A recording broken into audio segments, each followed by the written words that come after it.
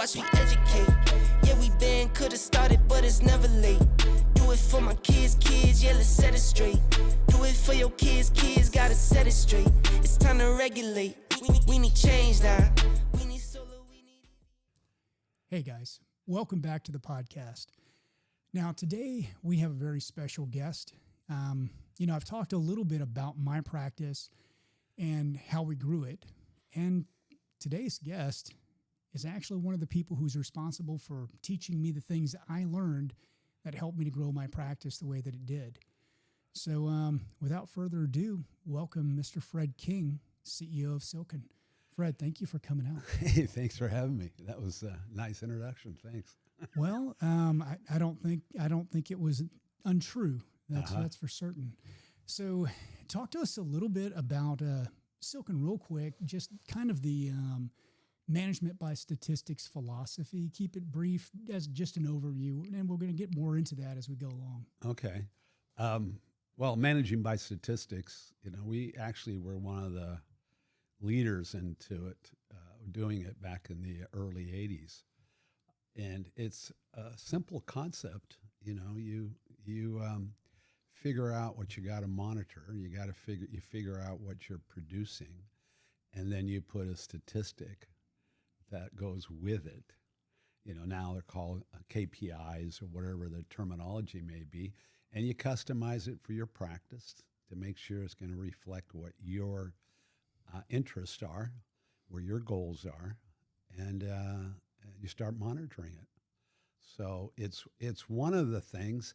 It's not the thing that we use, but it's one of the things for sure.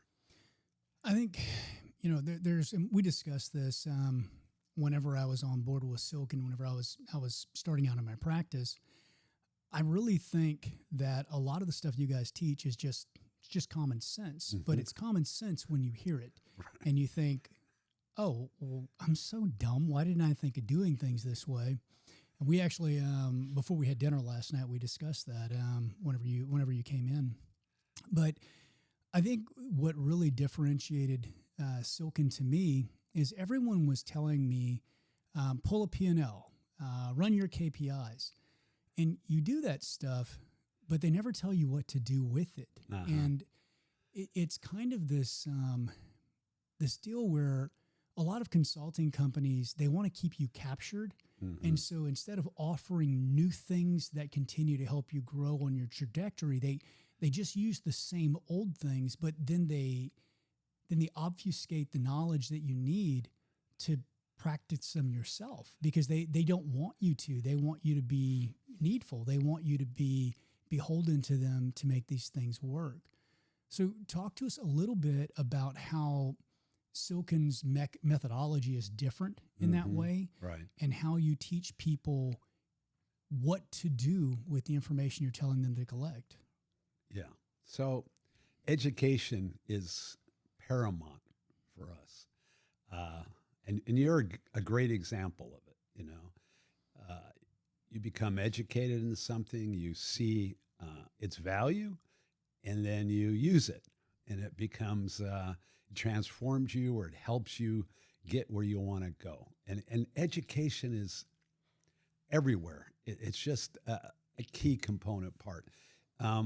One of the things I was mentioning about that the management by statistics is it's key, but we break down a practice to make it not because there's silos. There's silos in your practice, but they all integrate. And let me explain what I mean by that. So we look at it as you have 6 major systems, and then there's 6 ancillary systems. If you understand each system, and they're not difficult to understand, if you understand each one of them, and then you understand how they connect, then it's over to you, because every practice is customized. It's not, not everybody's the same.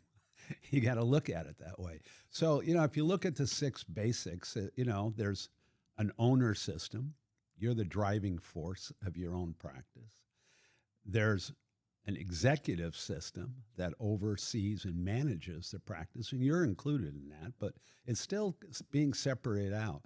There's a personnel system, who you hire, who you train, how you let them go, how you correct them. All those things are in personnel, and those are three of the major ones. And then you got marketing and sales, and you've got finance. So each one is very important.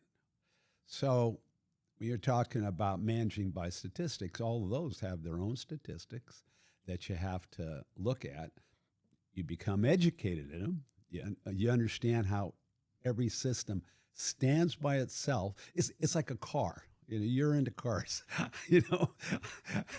Really. Not as much as my son is. Oh yeah, he's really into. So you've got like a braking system. You've got or a body. I'll use the body for the moment. A vascular system, endocrine system, pulmonary system. You got all these different systems. They all stand alone, but they integrate. Not one of them by themselves is going to create the body to make it run. Same thing with the practice. The practice has all these different systems in them, and they're major. And if you understand how each works, then away you go.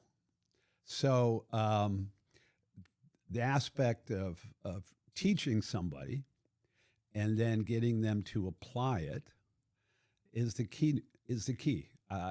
And then it's your practice. And, we'll stick with you if you need help. And, of course, I mean, that's not, we've had people for many years, but it's not most. Well, that's the thing. One of the things that I really loved about working with Silken is that there was no hand holding per se. It wasn't, hey, we're going to do this for you. Right. It was more intentional, I think, because the intention of the consultants wasn't, hey, I'm going to take care of this for you so you don't have to learn it. It was holding you responsible. Right. And, making sure that you're acting to actually integrate these systems into your practice and not just learning all about them and then just still being clueless. And they really held you to task. Yeah. And being accountable, I think we do surveys with our clientele. And one of the things they like is being held accountable. The truth of the matter is when you own a practice, you're it. The buck stops with you. No one, every once in a while, maybe you have a strong office manager that's helping. But in the end, it's you. It's you, the owner. And so we don't, it's not like some sort of authoritarian over the person. It's like, hey, you're going in that direction. Is that really where you want to go? Because here's the consequences by it going. That you want to ignore your finances. Hey, you can ignore them, but here's the consequences. You want to keep that office manager or that receptionist. They're downbeat person. Yeah, I got it. They're cousin, cousin of yours. They're going to destroy your practice. Right. So, hey, take a look. So that's accountability. So when we do these things, I like to get people to know the person behind the company because I think that there's so much out there. There's so much noise out there, and everything is so impersonal. Everyone's sending you the same messages. Everyone is saying they do the same things. Yeah. And I like to only have people on the podcast that I've got deep experience with. And you guys actually are so eminently qualified. I've been trying to get you out here for a while. I'm glad you finally came. But I know you're super busy. But I'm so happy, by the way, I'm so happy I came. You got a great place here. Thank you. Thank you. I've been to Texas a few times too, but I really, really like Texas, but your studio, the whole thing that you're doing, and what's the word for it? The purpose, the mission.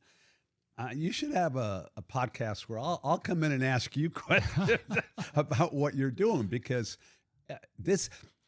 one of the things we have is helping our clients achieve their goals personally, for their family, their practice, and their community. And that's what I said when I was saying, hey, you're reflecting that. We have others who are doing magnificent community work.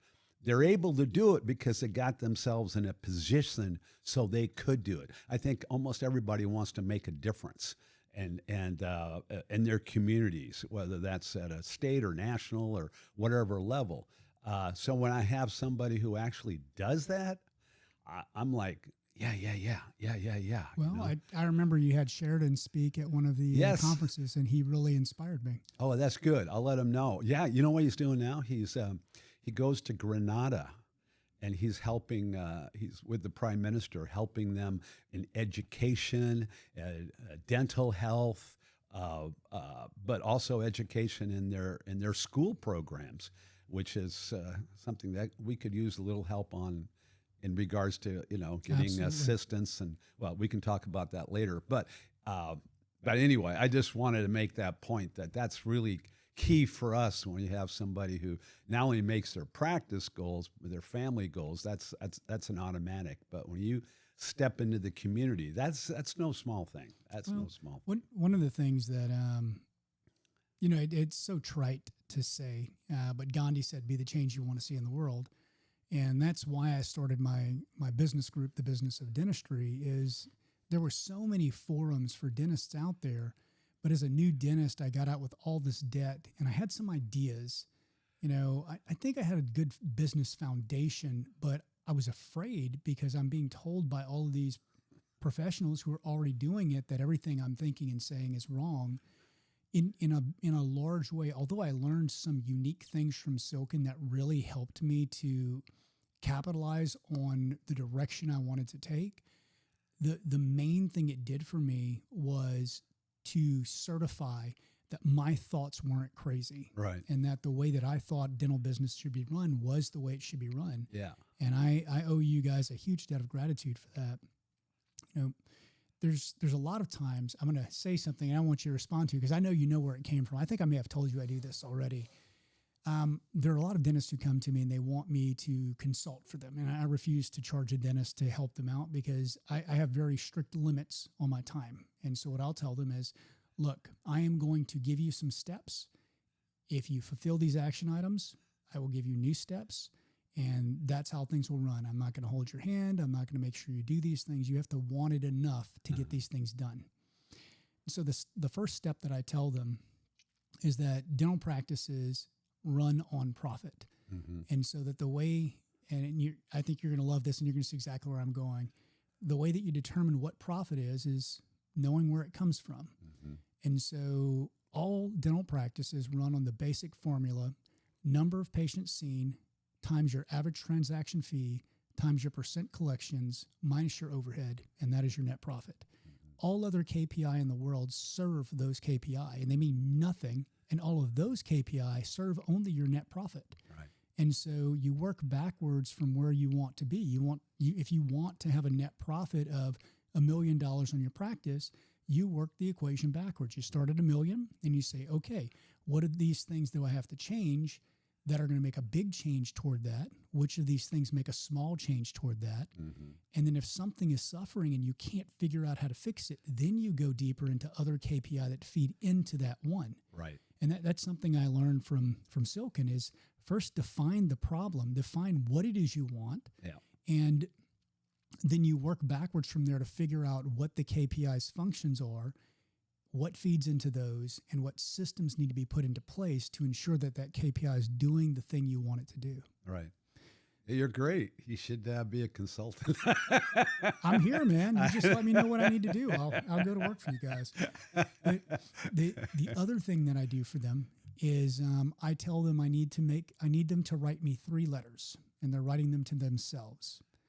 As a professional, as a person, and as a CEO of a company, mm-hmm. I want them to tell me what their perfect day looks like 1 year in the future. Mm-hmm. And then I have them tape that to the bottom of the desk, and then I have them keep a copy. And the copy they keep is put up on a bulletin board, and they look at it every day. And in 1 year, they have a date that they put into their calendar, and they go and they review the one under the desk. Then they change it if their trajectory has changed. And I tell them, you can set sail from Galveston and you can sail to Italy. But if you only chart your course once, wind and tide will push your boat all over the place, and you'll never make it there. Well So said. I want you to speak to those two things and what it is that Silken does to ensure that their clients are following that path, that they've got their destination mapped, Right. and that they make the corrections they need to make, and that they understand, the KPI that go into making that trip. How much fuel do you have? How much food did you bring? Do you have life preservers on board? So talk to me a little bit about that. Yeah. Okay. Good. I wasn't expecting that question, but okay. So you mentioned going from Galveston to Italy. I'll keep it simpler and shorter. You're driving from Galveston to Seattle or to New York. Okay. So as you're mapping it, and here you have your own map, all right, which is fine, except, if you're taking roads, those roads kind of meander sometimes. And they're not foreseen. You'll have a map, and there'll be some barriers that'll come up. All of a sudden, construction will show up. A flood will occur, et cetera. So you're sitting there. We'll make it a car. And I love this analogy, by the way. So you're in your car. You've got your dashboard. Your dashboard tells you, your battery, your gas. You've got your tachometer. I don't think they have those anymore. But let's say you've got, your fuel, et cetera. So you're monitoring this. Great. And you've gone, okay, I'm going to get there. You got a map, and the map looks pretty good. You've had this is what we do. We sit down and go, okay, you're going to go there. For you, these are the steps you need to do. And I use the word you because they have to be customized. You go, I don't want to go too fast. I don't want to go too slow. I want to get there really quickly, and I want to eat great food. I want to get there by adding 4 to 5 new dental practices. I want to get there by adding 6 new operatories. I don't want to add anything more. I just want to get this thing so it's working better, So you've got all these plans of taking what you've got to get over here. And it's your game, and it's your map. So that's what we figure out, what your game is and what your map is. We've had people who wanted to build to 10 million. We've had people who wanted to flip. We had one doc, and I'm sure you met him. He flipped 15 practices. That's what he wanted to do. That was his idea of a good time. Okay, he made a lot of money. He invested in a lot of things in the way you want. So everybody's different. Now, here's the rub, as Shakespeare would say. You're going along on there, and you're going at 60 miles an hour. You're going exactly the speed you want to go. Your gas is great, and all of a sudden you hit a construction. And you're looking at it, and they're closed off. Well, you got a target. You want to get somewhere, and you're sitting there trying to figure out how you're going to get there because you've decided you want to do it over this 1 year or 5 year or 10-year marker. So then we got to resit and go, okay, you got a bigger barrier. One example right now is hiring. People are trying to hire people, and all of a sudden they're going, oh my gosh, I got this barrier. I need a new assistant, or I need an associate. Good, let's figure it out. Let's figure it out now. Here's some of the steps you got to do. Good. You better have a good ops manager for one, because if you're doing all the work, you're in doo-doo. So, and if you don't, you've already, it's like you're trying to drive that car 24/7, meaning 24 hours a day, 7 days a week to get to your destination. You better have a driver who can take your spot to help you get there. And that is your ops manager. And you better have a damn good one. So, and better be well trained. So that's another aspect of it. We're looking at it going, you want to get there, and you're going to drive all by yourself. You're going to wear that hat. You got 3 hats. You got the doctor hat, you got the executive hat, and you got the owner hat. So you're going to do all 3 of them all at the same time, And, there's a few who can do that. Well, you've got the family hat too, don't you? Oh, boy. Yeah, I'm just talking about the practice. You got the whole family hat. And that is, I got 4 kids. I know what it's like to build something with a bunch of children. I mean, it's not easy. Do you mean the employees or the actual children? Yeah, well, I'm not going to go there. I'm not going to go there too much. But, I'll just go back to the fact that you're the owner, you're the, whoever, whether you're the mother or the father of the group, you're the owner. And you have staff that aren't, they need to be trained. They need to be helped, guided. They're not going to do what you think. We talked about this. All of a sudden, you're going, well, this is a no-brainer. You got X amount of people who have X amount of intelligence, and they should be able to look at something that's very simple. Yeah, right. Okay, welcome to reality. That's actually one of my favorite parts about Silken, and I'm going to throw you a question, as frankly just a little bit of revenge for a question you asked me yesterday. But the fact that you guys do have team training as well, and the training works best if you bring your team with you. Yeah. I remember whenever I went in, we were in Portland, and there was only one doc who hadn't brought their team, and I was like, they're wasting their money. Yeah. Because the team's got to support you. They have to understand. But there's a question I'm going to ask you now. Define office manager. Good. Okay. So that term has changed dramatically. So there's office manager, there's practice manager, and then there's a manager who's actually the CEO. Now, so I want to go over those 3 for a second because you're getting at me here. Okay. Well, I have to share something with you before you get into that. The thing that popped into my mind when you said that definition has changed was the word inconceivable. And I think you know where I'm going with that. Right.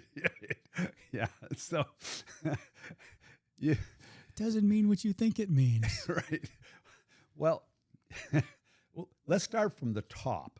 A CEO is somebody who runs the entire practice. An owner is not necessarily a CEO.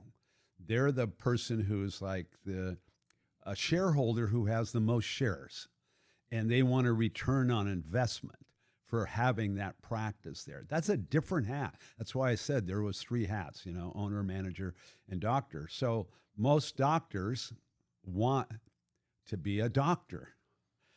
So they got to hire somebody who will take the managerial activity. So the question then becomes, is it a CEO they seek, somebody who's going to run the entire practice, all of it, and that includes not medically overseeing the doctor, but being the manager over the practice.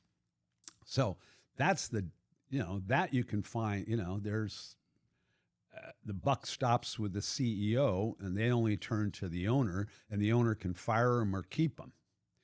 So a lot of the owners should probably fire themselves sometimes, or either that or get themselves so they understand what they're doing. Okay. Now, the next level, quote unquote, below that is a practice manager. Like I said, things have changed. So a practice manager is somebody who typically oversees the practice. They're about as close to the CEO as they can. The problem is that most practice managers, the owner won't let them take a look at finances, won't let them take a look at many different things. So they're sort of I use the word sort of a CEO. They don't have all the knowledge to be able to make all the decisions that they should be able to meet. So they're a practice manager, and the owner is the only one who can decide what pieces of that's going to occur. Then you have an office manager, which I think to a large degree, depending on the size of the practice, you'll see people who are office managers and they're also the receptionist. Dangerous territory, real dangerous. Particularly whenever it comes to the ability to embezzle. Oh my gosh, you're in. There's no checks and balances, and that's what you're.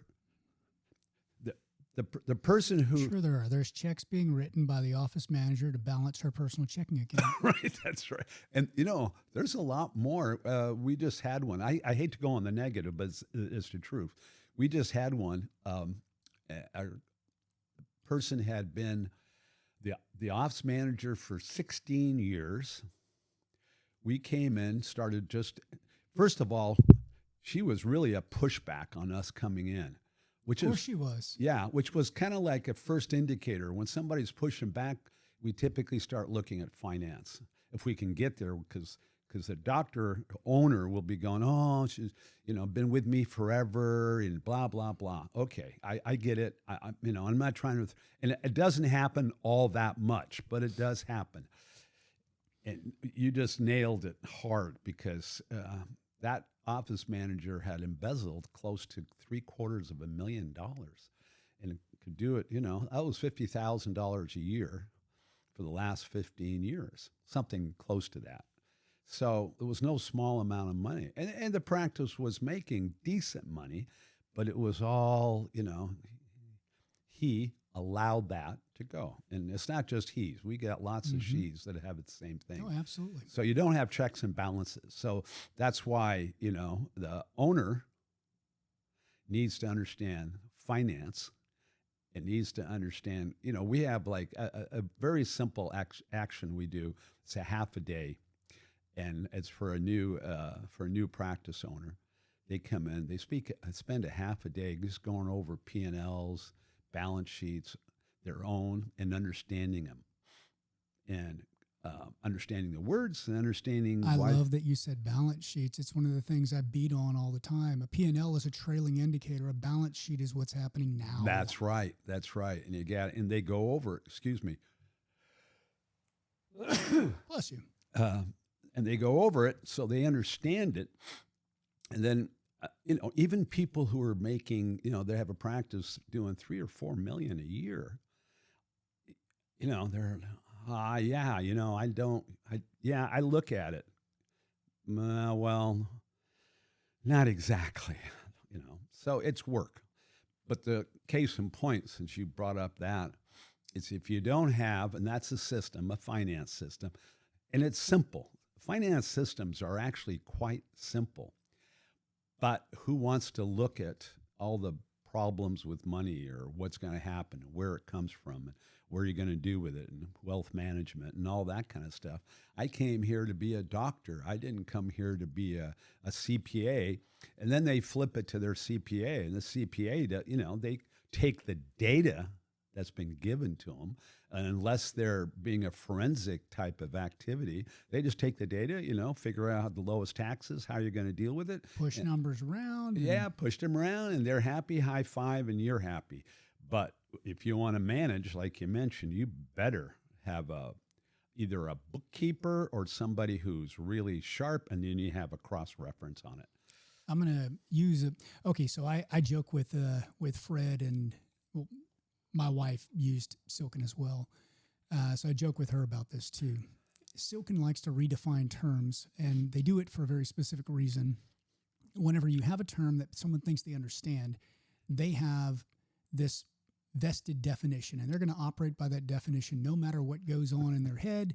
They're going to refer back to that definition. So if you strip them of that definition and you replace that term with something different, you can then redefine and ensure that communication, because communication is transmission and receipt and translation, right. You can redefine what communication takes place Right. by, supplementing your own definitions. Right.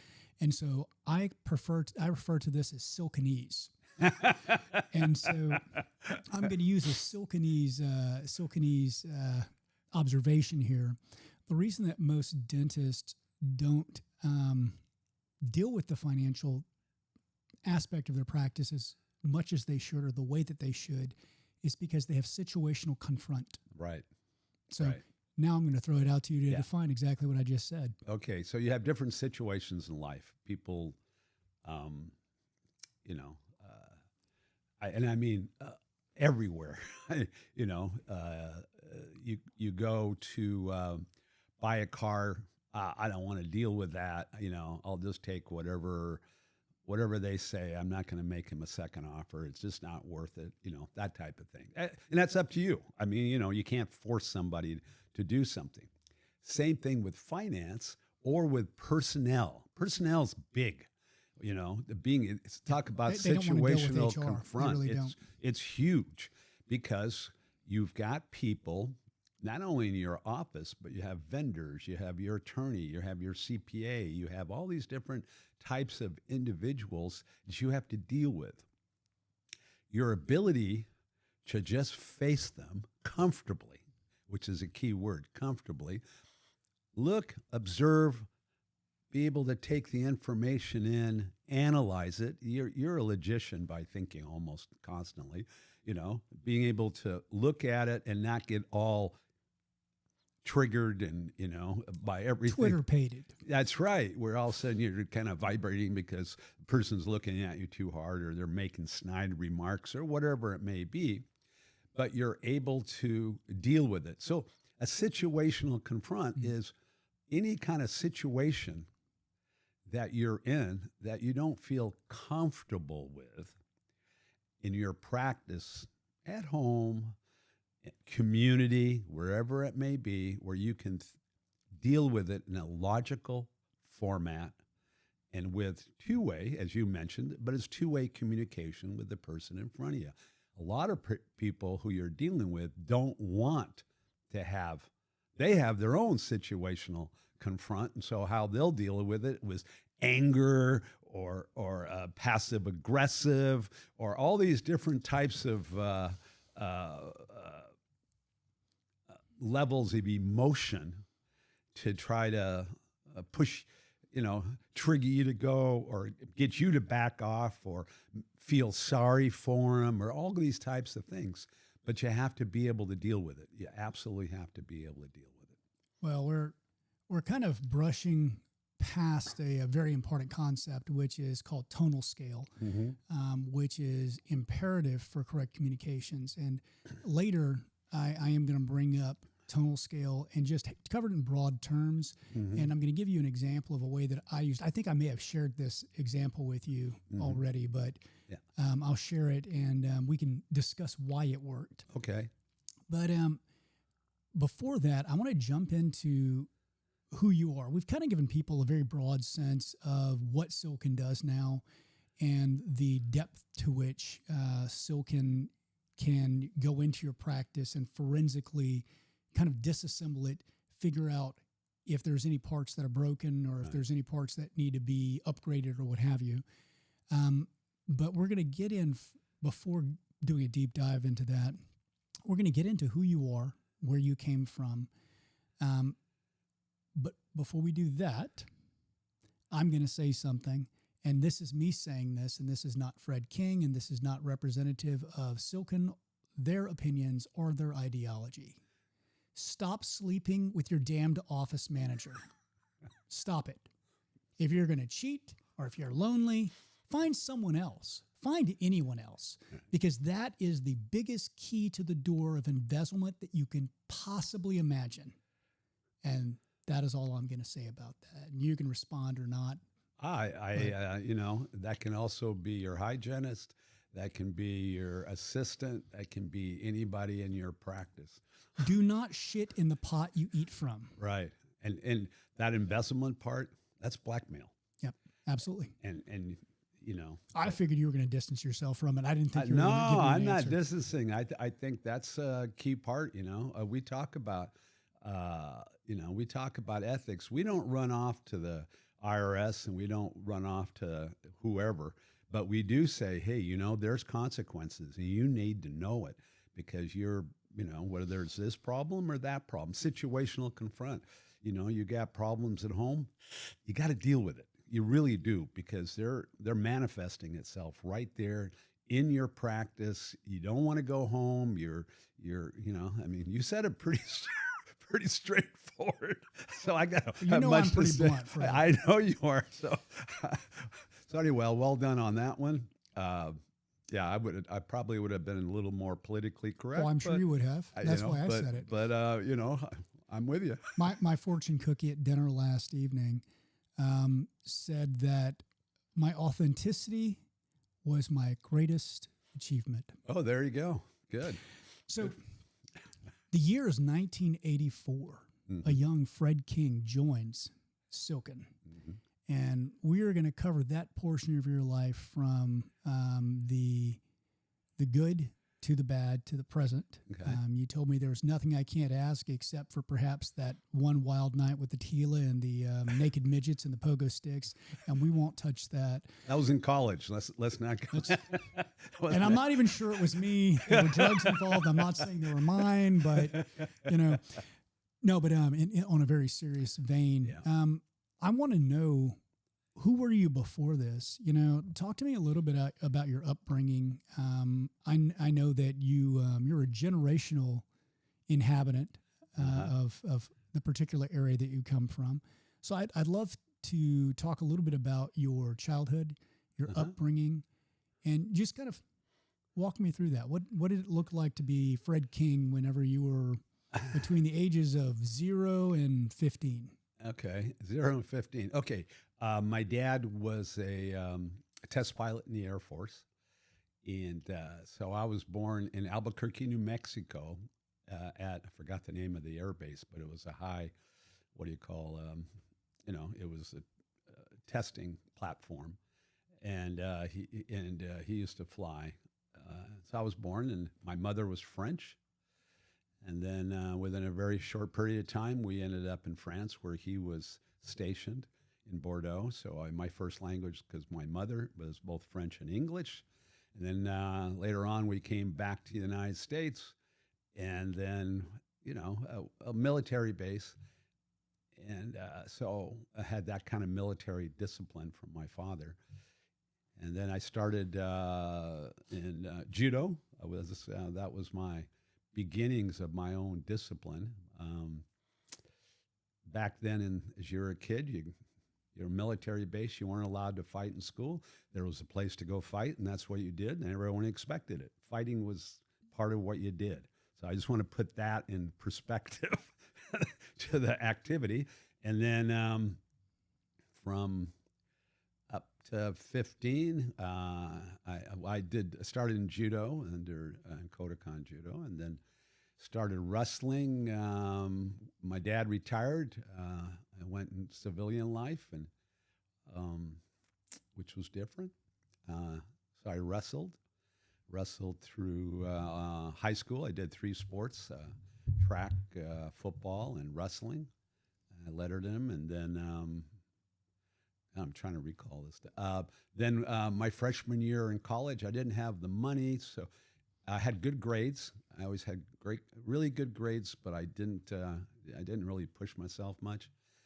And so I worked, and then I took up boxing for my freshman year in college. I did well, so I ended up at the University of Oregon, and then I was a walk-on in wrestling, which was like you're basically the lowest. Everybody else is state champions and stuff. I was the low ball. And I talk about that probably only because it's probably the beginning of a mindset. Wrestling was really hard, especially at collegiate level, and I was a walk-on. And I just had my ass kicked for a year and a half. And then I got a scholarship because I did fairly well in it, and I became varsity and got a scholarship in it. But it was it was hard. Anyway, that puts me clear up to Well, 20. I remember 21. last night whenever we were chatting at dinner, you said that wrestling was probably the most damage you ever did to your body Yeah, it during was college. hard. Yeah, it was hard. So, talk to us a little bit about because a lot of our listeners are older. Well, you know the demographics of the dental population, but a lot of them are much younger. So, talk to me about what was it like when you started judo. I know Teddy Roosevelt, if I'm not mistaken, was a judoka. Oh, Is yeah. that correct? Oh, yeah. But karate was, kind of new. I think 1960s, 1970s was whenever it started to really hit. Right. So talk to us about the environment back then as a martial artist, what things looked like and how they were different from today. Oh, man, biggest difference. So back then you stayed within your activity, if you were into judo or into karate. And karate was just coming in. 62, 63, 64. There was people who came from Japan who were military. So that's who I trained with because they were in military, had been there. So they came and brought a lot of the judo and some of the karate that came across. So, everything was separate. And then very separate, clear into really the late 80s, beginning of the 90s. But I was lucky because I had started in a system known as Kajikembo, which was the first American martial art, but it was pure self-defense. It was karate, judo, jiu-jitsu, kempo, and Chinese and American boxing. And these five in Honolulu, they had put them together to make a hybrid martial arts. Back then it was unheard of. And like even it wasn't just unheard of; it was forbidden. Oh, it was forbidden.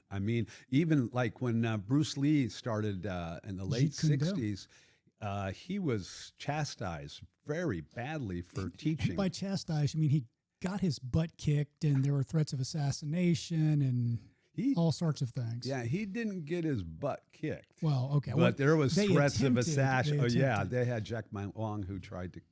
And then there's that fight that we don't really know what happened because it was closed off to the public. But no, absolutely. And you had that going on. Was that Jack? Yeah, Jack Man Wong. And he never admitted what happened during the fight. Well, there was people there, and he did get his butt kicked. But anyway, it wasn't the official story. At least the people I know who were there. Right, kind of one of those things. So you get this whole martial art, and but there's a big difference. Like in ours, when I started, I was in college, and the big cool thing about it was the hybrid. So you already had that. The hybrid. It was already there, and the mindset was already there. And everybody else they had a mindset of a certain amount of self-defense, but it was sport, a lot of sport. So, anytime you start getting into hardcore sport, all you got to do is, we kind of joke, just look at what the rules state you can't do. And that's work backwards from there. That's right. You work backwards from there, and that's pretty much where you're going to go. That actually leads into a question I'm going to ask you later, which is how did martial arts inform the way that you formed your business and the way that you manage your business and what you teach dentists? Right. Because I know as dentists, in a very real way, the most practical thing in the world to do is to pull out the board rules and to pull out the practice act and go, what can't I do? Right. And work your way backward from there. Well, just taking that, just for a moment, back when we started in 82, 83, 84, it was, you couldn't market, you not cannot, not as illegal. You cannot market. And there was a dentist who said, F you. Jack Castle. I'm going to market. And he started marketing. And boy. In Houston, Texas. Yeah. His name is Jack Castle. There you go. And boy, did that bring in heat. And all of a sudden it became, but here was somebody who was going, that's not fair. And so for the young people who don't, a lot of people don't know, they go marketing. That's but there was pioneers Absolutely. who made that happen. So it was very key. And anyway, for the young people in regards to it, you've got then you've got Bruce Lee started in the '60s, and he had his Jeet Kune Do, and that changed a tremendous amount of athletes. Athletes today talk about what he was talking about. But he used to come to the Kajikembo tournaments. Really? Oh, yeah. Oh, there's photos of him talking to the founder of Kajikembo and talking about, he said, you guys are the real deal, that kind of stuff. So it wasn't just, but it's kind of not underground because there's lots of practitioners, but it's underground because it's not necessarily big names and things like that. Right. Except for Chuck Liddell, who did, he was a Kajikembo practitioner, did MMA. But so anyway, I don't know what else I can say about it. So Well, I mean, I don't know what else you could say about it either, but before 1984, whenever you joined Silka and you were running the largest martial arts facility in the Pacific Northwest, you might want to say something about that. Oh, yeah. Okay. Well, that was, yeah. So, okay. So, I graduated from college, and I was training in the martial arts. I kept through college and kept training. And then, from there, I ended up getting invited to go to the Budo Club Nippon in Hamburg, Germany, to teach full contact. Helped open up full contact karate and helped Kajikembo open, and that was a big club there. So I worked there for a year. I was teaching that, and there was judo and in that space, not jujitsu, but judo and karate, and then me, and then there was a bar on the bottom because that's what they did. So then I came back, and then I opened up, got married, opened up my school, and for the next 8 years, I came back in '76. Within 8 years, and I was using, I built, it could have been one of the largest in the country at that time in 79, 80, 81. It took off, and we had to move twice. We originally had I think 750 square foot facility. And by the time I moved over to Silken, it was close to 10,000 square feet, 8,900 or 90. So, and we built it off of statistics, off of metrics. I monitored everything in regards to everything, how many new, and it wasn't being done. There was a guy who started using it and doing it also. It was called, it was a few years later called Tracy's Kempo, I think.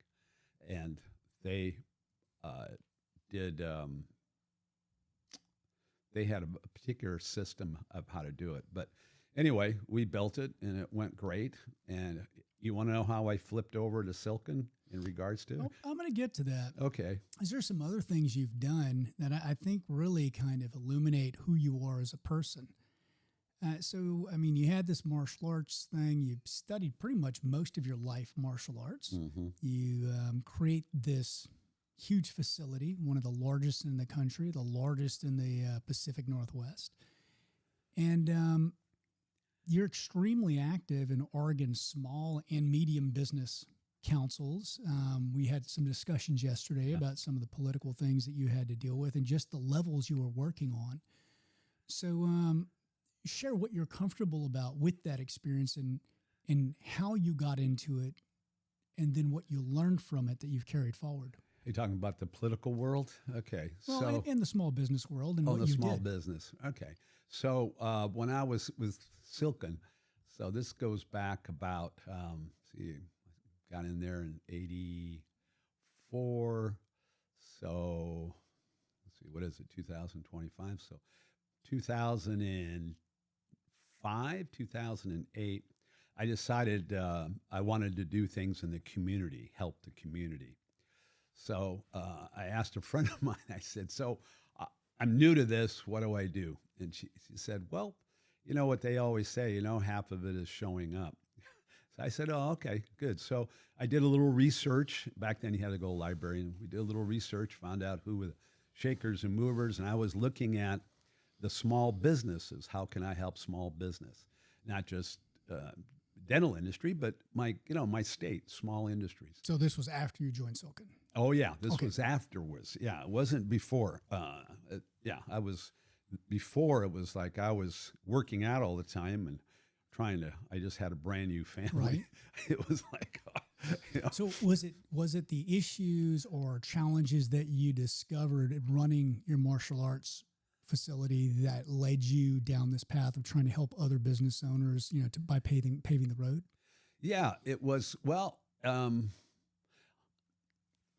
got to flip into how I ended up at Silken. Okay, please. Okay, because I think that's kind of so one of the reasons I did a martial arts school, and it's still the very brand that I carry, is empowering people. That's kind of a trite word, but it was absolutely, when I did martial arts and teaching it full time, it was all about empowering somebody so they could not be fearful.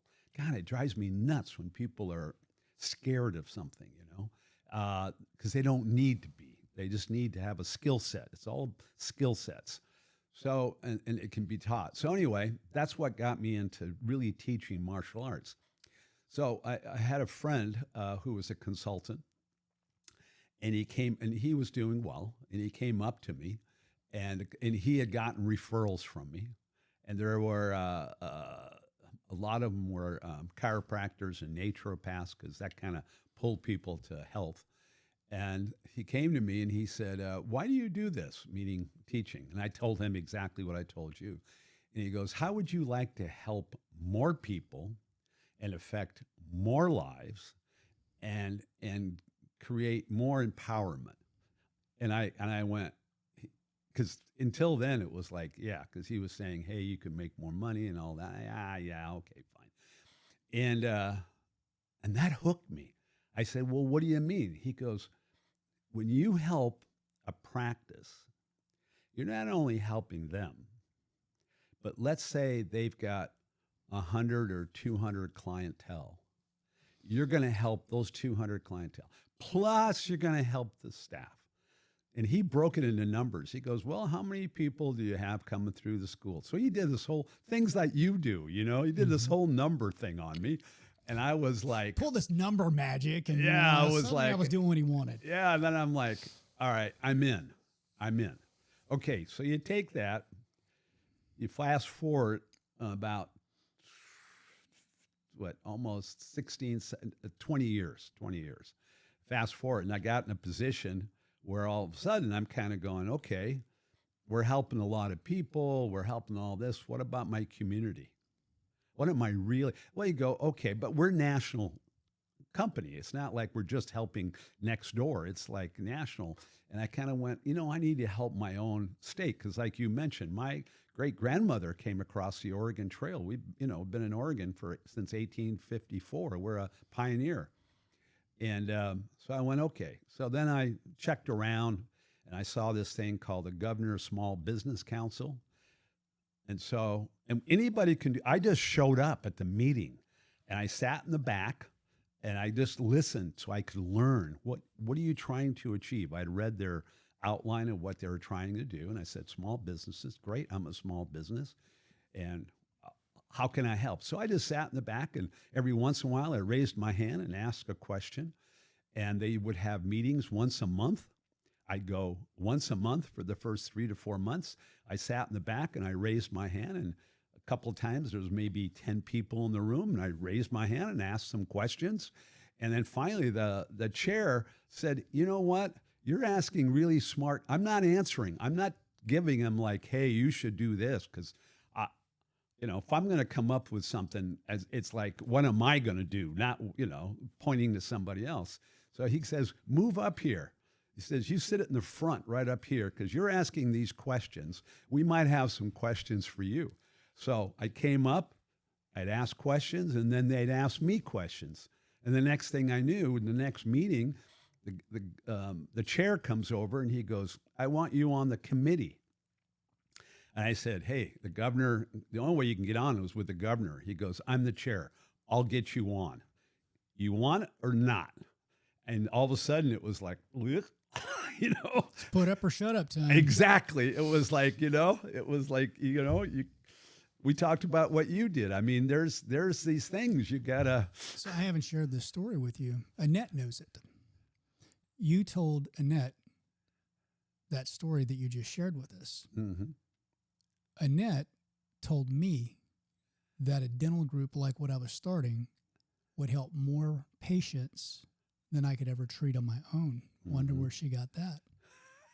So your story that you told Annette is actually responsible for me creating the Business of Dentistry. Oh, wow. So Annette already knows that. Every time she sees me, she's like, "I'm the reason you created Business of Dentistry." Oh, so wow. now I know where the story came from. Yeah, yeah. And that's so that got me so I became a member of the Governor's Small Business Council, and and we had chairs of Ways and Means and all these, big hot shots coming in. And just two things I'll go on this and I'll let it go. Mhm. One of them is I kept doing the same thing, asking questions.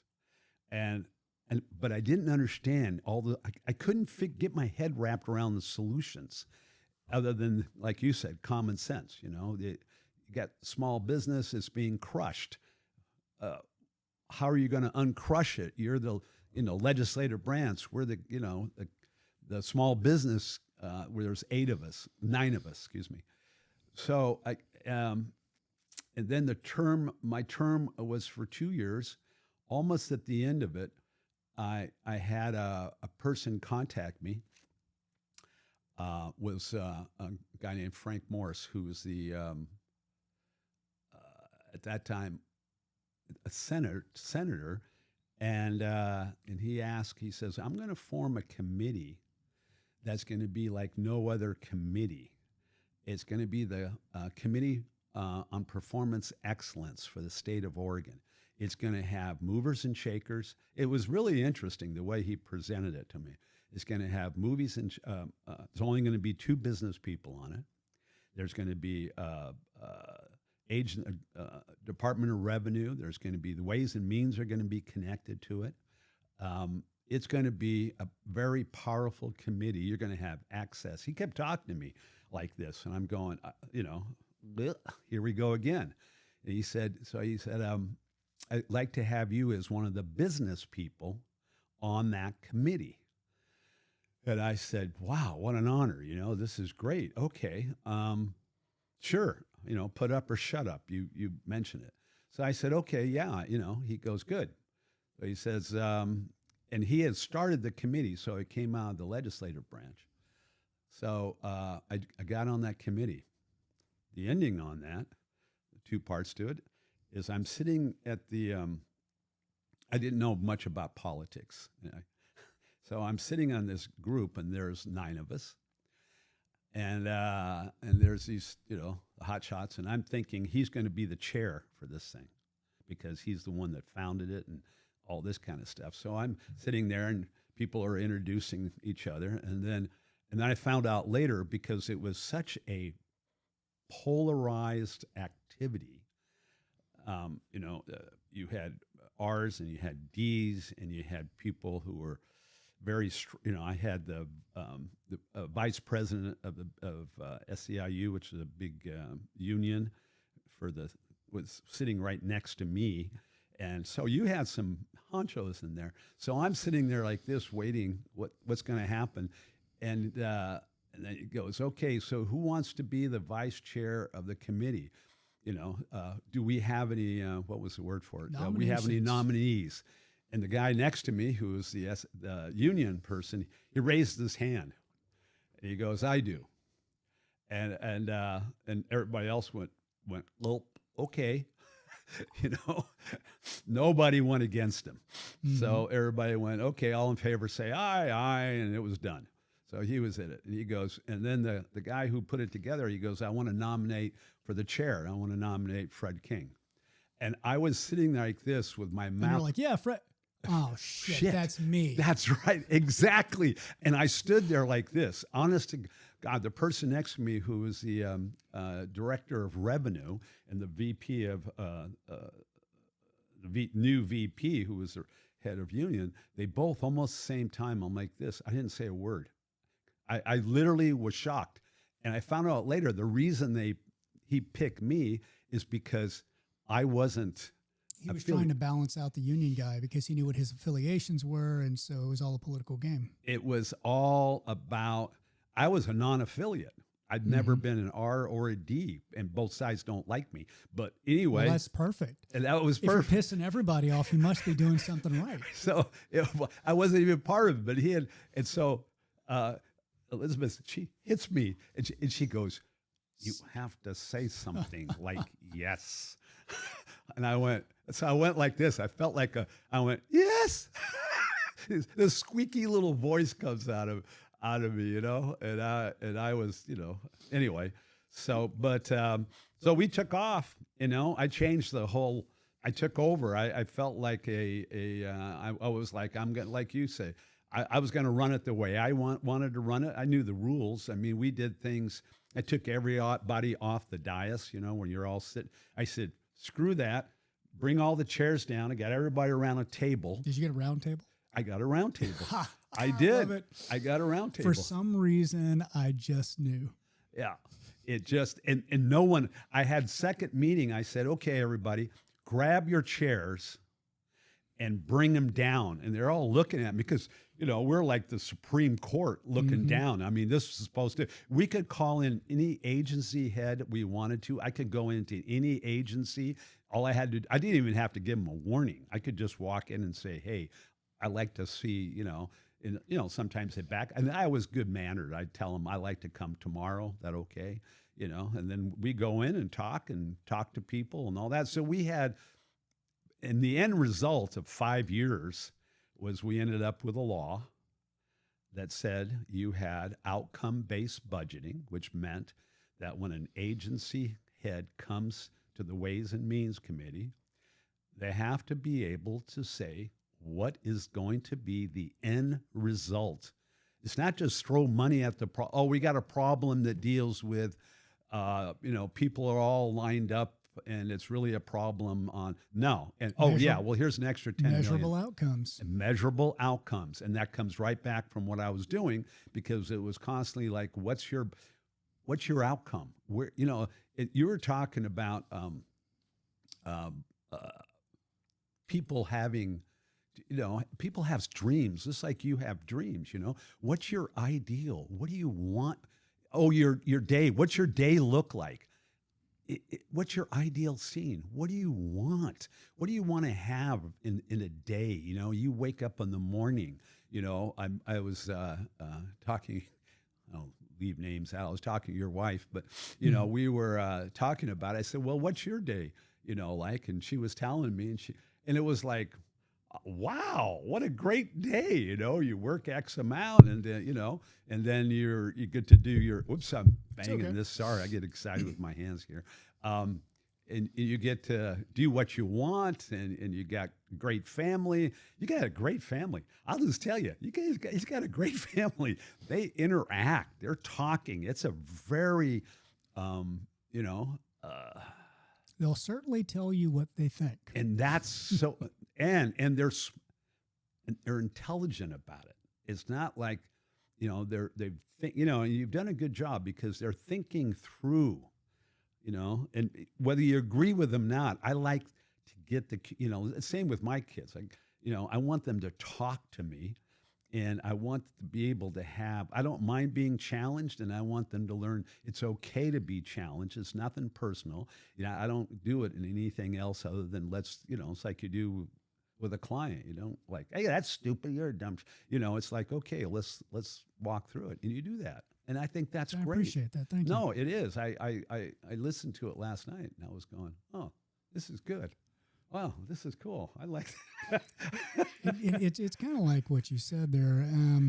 You don't have to agree with them. Right. I just try to set the guidelines for factual exchange of Right. information. Yeah. Like you heard me last evening, I told them, well, you can't say that because we don't pay taxes to Israel. Yeah. We collect taxes in the United States, and then the government gives Israel money. Right. We don't pay taxes to Israel, so you can't say that. It's, Right. oh, okay. Yeah. But and that was it's why just things like he that. accepted it. He went, oh, okay, good. It wasn't like, all of a sudden you got yourself in, you're into a fist fight over it. It was like, there can be a little tenseness when the person's thinking about it. You'll see it, they get, but if you get them to look, and it's just communication. It's communication. And that's the keystone. Personnel. You've got your personnel. That's your children and your, 100%. and then Well, that's why I asked the question I asked earlier.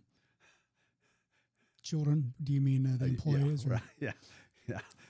So in a very real way, and I know it's not a fashionable thing to say, employees are like children. It's not because they're irresponsible necessarily. It's not because they are untrained necessarily. It's because in a very real way, as a leader within your practice, you have to set the rules, right? Just like you do as a parent. Right. That exchange, I set the rules for the exchange. Hey, you can't say that. That's not true. Say it in a way that is true, and then we can discuss it with merit. And the same thing is true for your practice. It's one of the things I tell people a lot. I believe I may have said that whenever I introduced you, or I may not have. I don't know. I don't remember. But the things that you teach at Silken, they don't just help you in your practice. They help you in your life, because a lot of the methodology of communication that you teach, a lot of the establishment of criterion to determine success that you teach, they really flow throughout the entirety of life. All you have to do is look for it and recognize it. Yes. And we get that. We get that from clients that go, I'm using that with my children. Within that context, matching what you said, tone, anyone? Yeah, it's you're using that within that context with your family, or I like people reaching out into their community as much as they can, so they can make that difference. But yeah, I mean that's key. I mean, very key. I love the way that you and your wife interchange on. You're not agreeing with everything, but it's just clear cut. As an outsider, I'm listening. I could take sides on it, but I'm not going to, for one thing. Well, you did a great job of pulling out his ideas by asking him questions. Yeah. So it's, but it's important you weren't the only one watching. Yeah. So I'm gonna talk a little bit more in depth about the business. Okay. I think it's important. And I'm going to jump into the most controversial things first. Okay. The things that might keep people from using Silken, or might have given Silken a bad taste in their mouth, or they may have heard, or whatever. I'm in the business of dispelling myths and getting truths out. Right. So when I first heard of Silken, you guys just freaked me out, because some weird-ass people called up in the middle of the business day, and they said, hey, we're going to look at your practice and we're going to fix things in it. And that was when Amanda actually first went with you, I believe, 2007? Huh. Was it 2007? It was somewhere in that time period. Yeah. So they called up, I believe, was it Alan? Was it AJ? Who was doing the calls back then? No, it would have been 2007. No, it would have been either Ken or Bruce. Okay. I think it was somebody like that. Might have been Bruce.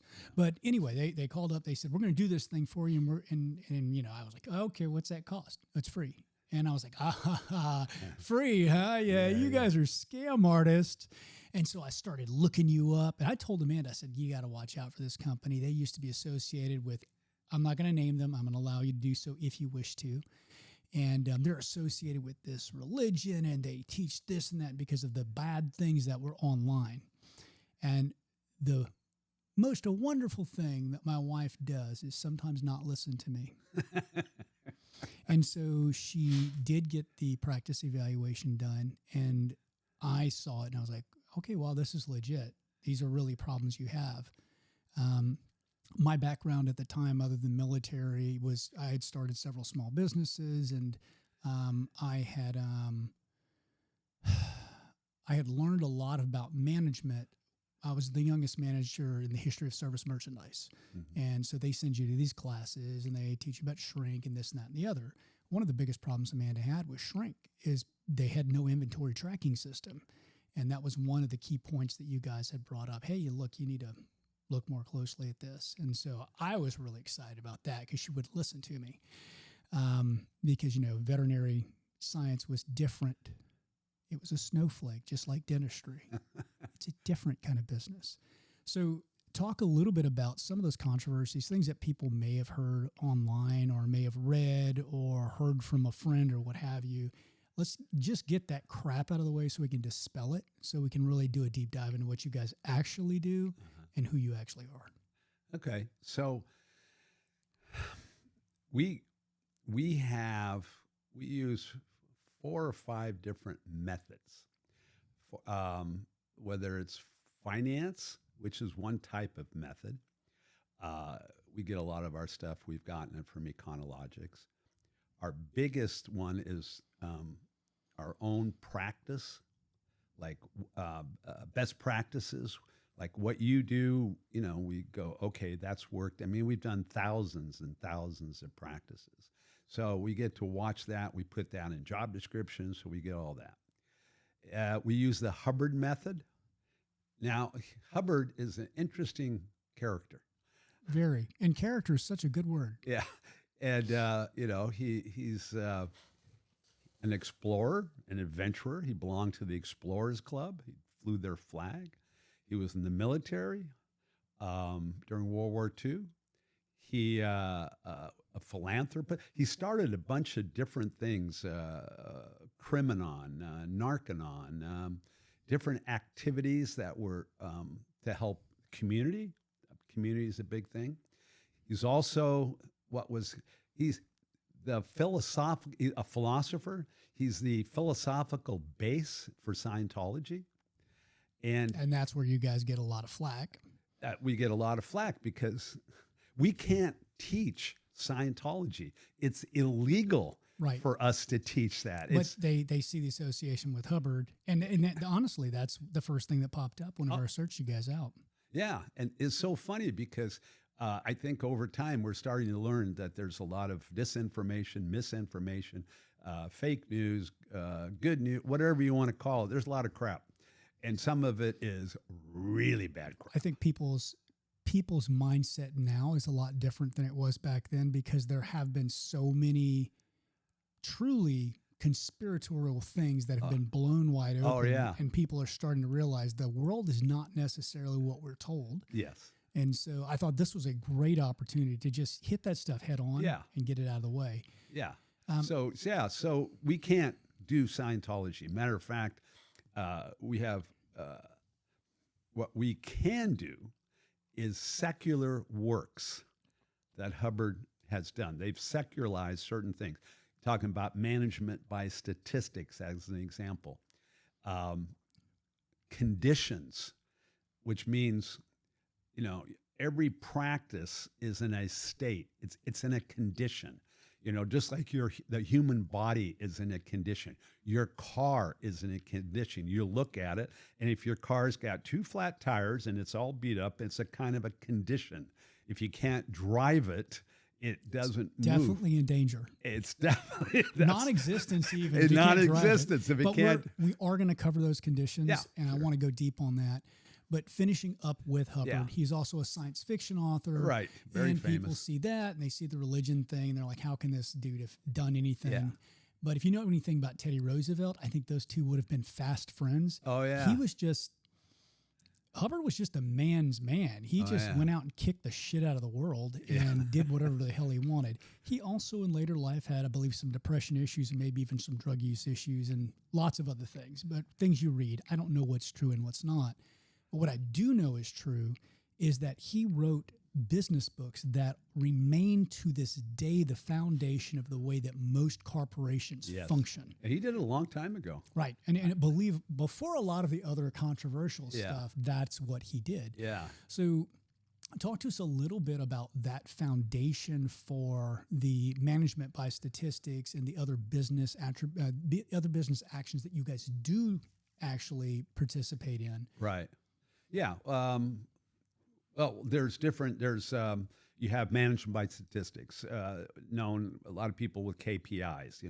How are you going to manage your business? You manage it by looking at something that is objective that you can see. We like graphs, so you can see the graph right in front of your face. Organizational charts. That was Hubbard. Process and flow management. That's right. That was Hubbard.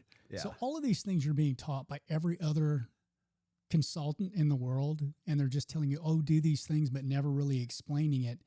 The Hubbard management system actually created them. Working with Silken, the thing that went off in my head really quickly was these guys are teaching me enough that I'm not going to need them, which was so refreshing. Yes. I don't know if that was the intent, but it absolutely was certainly very refreshing that it wasn't someone who was trying to hold you over a barrel and keep you as a customer for life. Right. It's not that you guys don't keep people. It's just that it's like there's these levels. You're like, okay, now you know how to manage your basic finances. We're going to teach you how to be a better leader and how to communicate better. And now we're going to teach you how to take all that executive function that you've now got, the free time to explore, and we're going to teach you how to use that to make changes in the world and to start new businesses and, help other people. And it's almost like the combination of a business coach and I would say even a life coach, even though I detest that word so much because most of the ones I've met have been utter failures in life.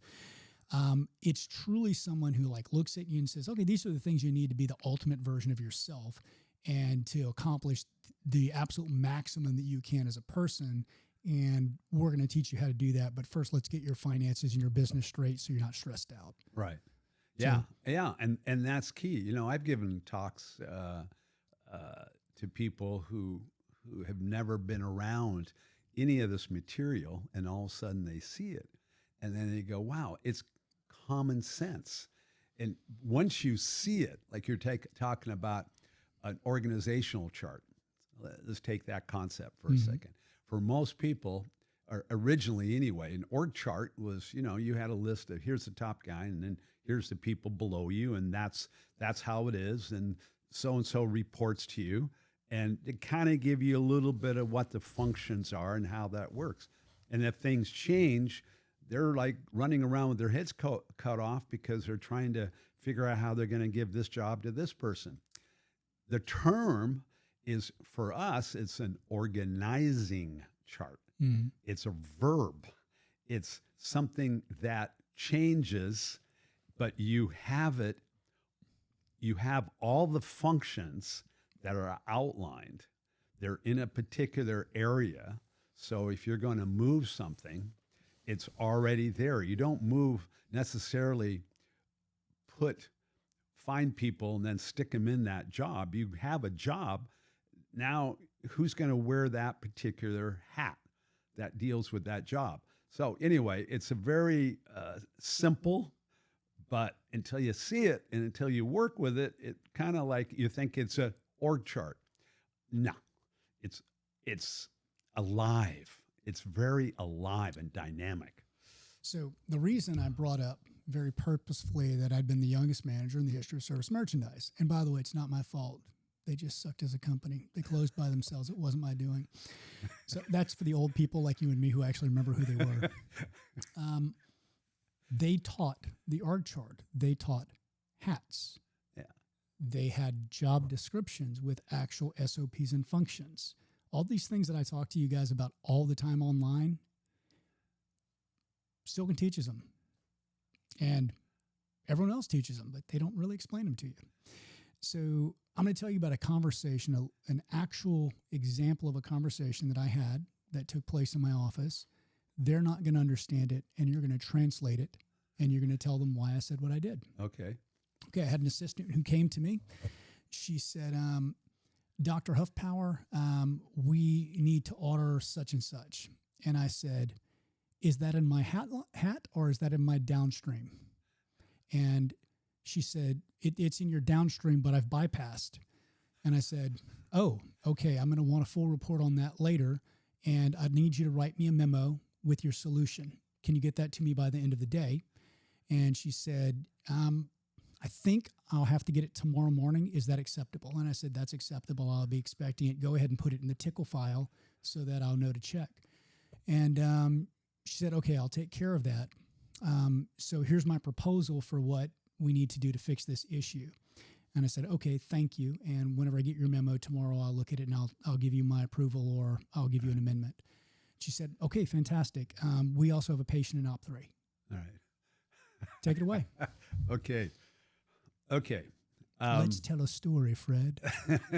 So what had really happened there, and why did I make those responses, and why did she make those responses? Okay. Well, for one thing, she was trained. So she knew that if she's going to come to you, she's going to come to you with a solution to a problem, not just come to you with a problem. You asked her about, is this in your hat? Meaning what? Meaning, is this in you're being the doctor right now.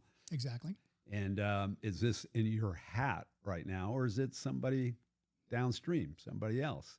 And she was like, well, it's not in your hat. In other words, I'm basically creating a little bit more work for you than I should be, but it's a dangerous situation that we're in right now. So I've had to go by the person who was normally doing it, and I'm apologetic for doing it, but if I don't do this, it's going to be a real problem to it. So at that point, you said, okay, and you went through what you went through. She gave you the solution, but it's going to be in writing to you, and away you go. So I don't know if at that moment, if she could have not even brought it to your attention and stayed away from you, because I didn't get exactly what the danger was. The danger was it was an ordering issue, and it was a Wednesday, and we did all of our ordering on Wednesdays. Oh, yeah. So it was a dangerous situation. So she had to. It was timely. It was timing. Very good. So that timing was happening. So you guys played it exactly. What could have been a really problematic turned into, okay, it's a problem, but here's a solution. Here's what we got to do now. Now you can get back to being a doctor, because at that moment you were being, I don't know if the person was the office manager or if they were, I don't know. The office manager got bypassed. Yeah, the office manager got bypassed. So that person was going, hey, I got to get this thing done. And then you went, okay, let's get it done. And then you got it done. But there was accountability that was going to occur step by step after that. And that's a key datum, because you get people doing this to doctors or to even office managers, whatever it may be. They create what we call developed traffic, more traffic. You've got a certain amount of traffic, a certain amount of flow. And if you regulate it, it can be faster or slower. It has to be regulated. And if it's not regulated, then it gets all over the place. It gets dispersed everywhere. There's not a flow of it. It's like either problematic where it hits like this, or it's just exploding everywhere. So you have to have a flow. You stop that problem. You created a flow that was internal just for a moment. Yeah, it developed a little more traffic for you, but if you didn't get that order out, it would have created more traffic. So you need to define what traffic means. Traffic is just your normal everyday flow of materials, personnel, questions and answers. You can have all types. You can have like a new patient flow, how you onboard them, how they go through the practice. That's a flow. Somebody wants something, as opposed to a flow would be if they wanted something, they wanted to buy a refrigerator for the practice, they wouldn't come to you right in the middle of it and go, hey, by the way, doc, I think it'd be a great idea because the refrigerator's broken right now that you're going, whoa. You know, that flow of information should have gone down a different process. So you get traffic, what's normal, and then you get traffic that's abnormal. That, which I just said, was abnormal. That person should have just gone back, written down exactly what was needed and wanted, written it all out, submitted it to the treasurer or to you, or however the flow is. And then when you're dealing with it on a weekly basis during your finance, you sit down, you look at it, you go, oh, you're talking to your ops manager who's signed off, and it's nice and cool. But because of the fact that you had a rule in place that said we make orders on Wednesday, and because the office manager hadn't made her decision or hadn't brought it to my attention as the CEO, yes, it had to be bypassed because it was of a timely nature. And so because of this framework of communication, we were able to take something that could have been a 3-hour problem with everyone wringing their hands and getting all upset and communicate it within 15 to 20 seconds and get the issue solved. That's right, 100%. So that is one of the, and that's one thing. It's a very tiny thing I learned. But I thought it actually was a great way to show the flow of a lot of different things that you guys teach and how they all interconnect. Yes. And the end result being, people always ask me, how do you have the time to sit there and play guitar and teach yourself guitar? How do you have the time to produce as much as you do in your practice? How do you have the time to run this group? How do you have the time to be president of the dental association here? This is how I had the time because I found the ultimate cheat code. Right. You find better communication, you establish systems, you make sure everyone knows the systems, and at a moment's notice, you say one single word and it means an entire paragraph. So efficiency is my call word. Yes. Efficiency, we had a, I'm trying to remember what I called it, list of principles in the back office. Principle number 1 was efficiency. It just said efficiency. And there was that stood for an entire discussion we had and lessons we'd had. Principle number 3, we just discussed. Don't tell me about your efforts, show me your results. Right. And people would get so upset. They come to me and they're wringing their hands and they're emoting and they're interbulated, which you may want to define. But I would look at them and I'd say, rule number 3. Yeah. But Doug, no. Yes. What are the results? Yeah. Are we on or off? Yes. We can't get it done. Okay, cool. We'll talk about it in tomorrow's meeting. Right. I don't need to waste my time right now for something that's not going to get solved. Yes. There's a process. Yes, absolutely. And that's the people who get it. And that's one of the reasons we... And some people can't work in that type of a situation. Oh, they just can't. Yeah. But that's okay. Yeah. They don't have a place on my bus. That's important. Just because someone's a good person and a good worker doesn't mean they're a good worker for you. That's right. Yeah. And you have good people who don't belong with you. Absolutely. And you have family who you love deeply. They don't belong with you, or they do belong with you. They're just not in that seat on the bus. Yes. So you've got to find out who, and that's why I go back to, the six basic systems. Within the personnel system, there's an ancillary system, which is organization and efficiency. Your personnel have got to be on board in regards to organization and efficiency. So does so does your executives. But the personnel have to, and having those principles like you just outlined, it tells you right away if they're on or if they're off. And if they're on, then you've got yourself a great organization. No matter how difficult, like whether it's COVID hitting. I mean, we've been through 4 recessions. I've seen it. COVID was really... it was a depression, I think. It was, yeah. It was, It's still ongoing. Yeah, it still is. No, they changed the definition. Yeah. Definitions are important, aren't they, Fred? Yes, very, very important. Very important. We have, anyway, we get into the whole economics of things too. You got stock market taking off like a rocket, but you got gold right behind it. So silver, and you're going, well, that's usually supposed to be inverse. What's Bitcoin? Yep, Bitcoin. There you go. So you've got my degree is not in economics. I just look at what seems to be certain obvious things. Mm-hmm. I'm not you can control what you can control. You can control your practice. You can control your car. You can control certain things in your life the best you can. and you do the best you can with what you have. My whole thing is helping people have skill sets. Not everything is, we mentioned it last night, not every tool is, as the old saying goes, is a hammer. It's not a hammer. There's you can go in somebody's workbench. You look at my workbench, there's all these different tools, and you can reach over, and the difference between the right tool and the wrong tool is difference between using a Phillips screwdriver and a flathead.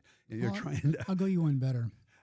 I have seen someone open a 1-gallon paint bucket with a claw hammer. Oh, I bet guys could do it. And it rather permanently opened. Yeah, permanently, right, yeah. Obviously, the more appropriate tool would have been a screwdriver or, best case scenario, a paint can opener. Yeah.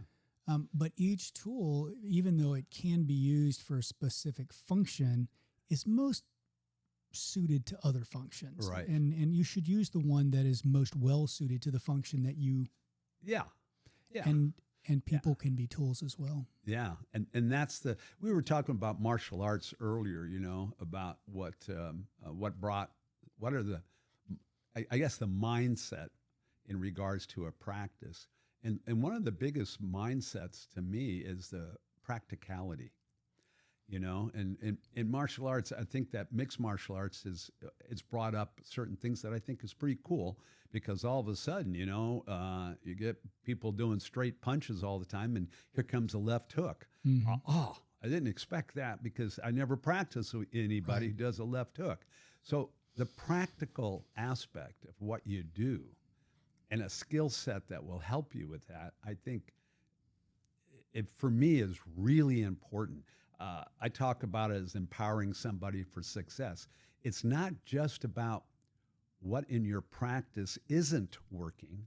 It's also what is working, because people who are sitting out there, they've built something, and they should never, ever make themselves less because they've built something they have gotten to here.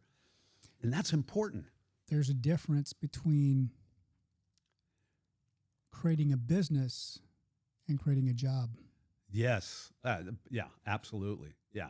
And that's, I think people, it's the saying, you're going to work in the job or on the job, or above the job.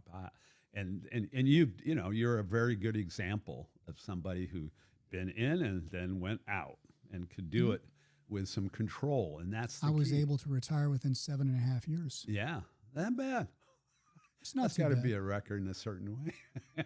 Well, it worked out. I do have a wonderful support system. Yeah. My wife is a professional as well, but we run our family Yes. the same way we run our practices. We use a lot of the same techniques and a lot of the same communication. You saw it last night. Yeah. My wife is my household CFO. Uh-huh. I can bring her a proposal. It doesn't have to be as formal as it is in the office. You don't have to get a memo and put it in her box for her communication center. But I'll say, hey, baby, I want to do this. This whole studio.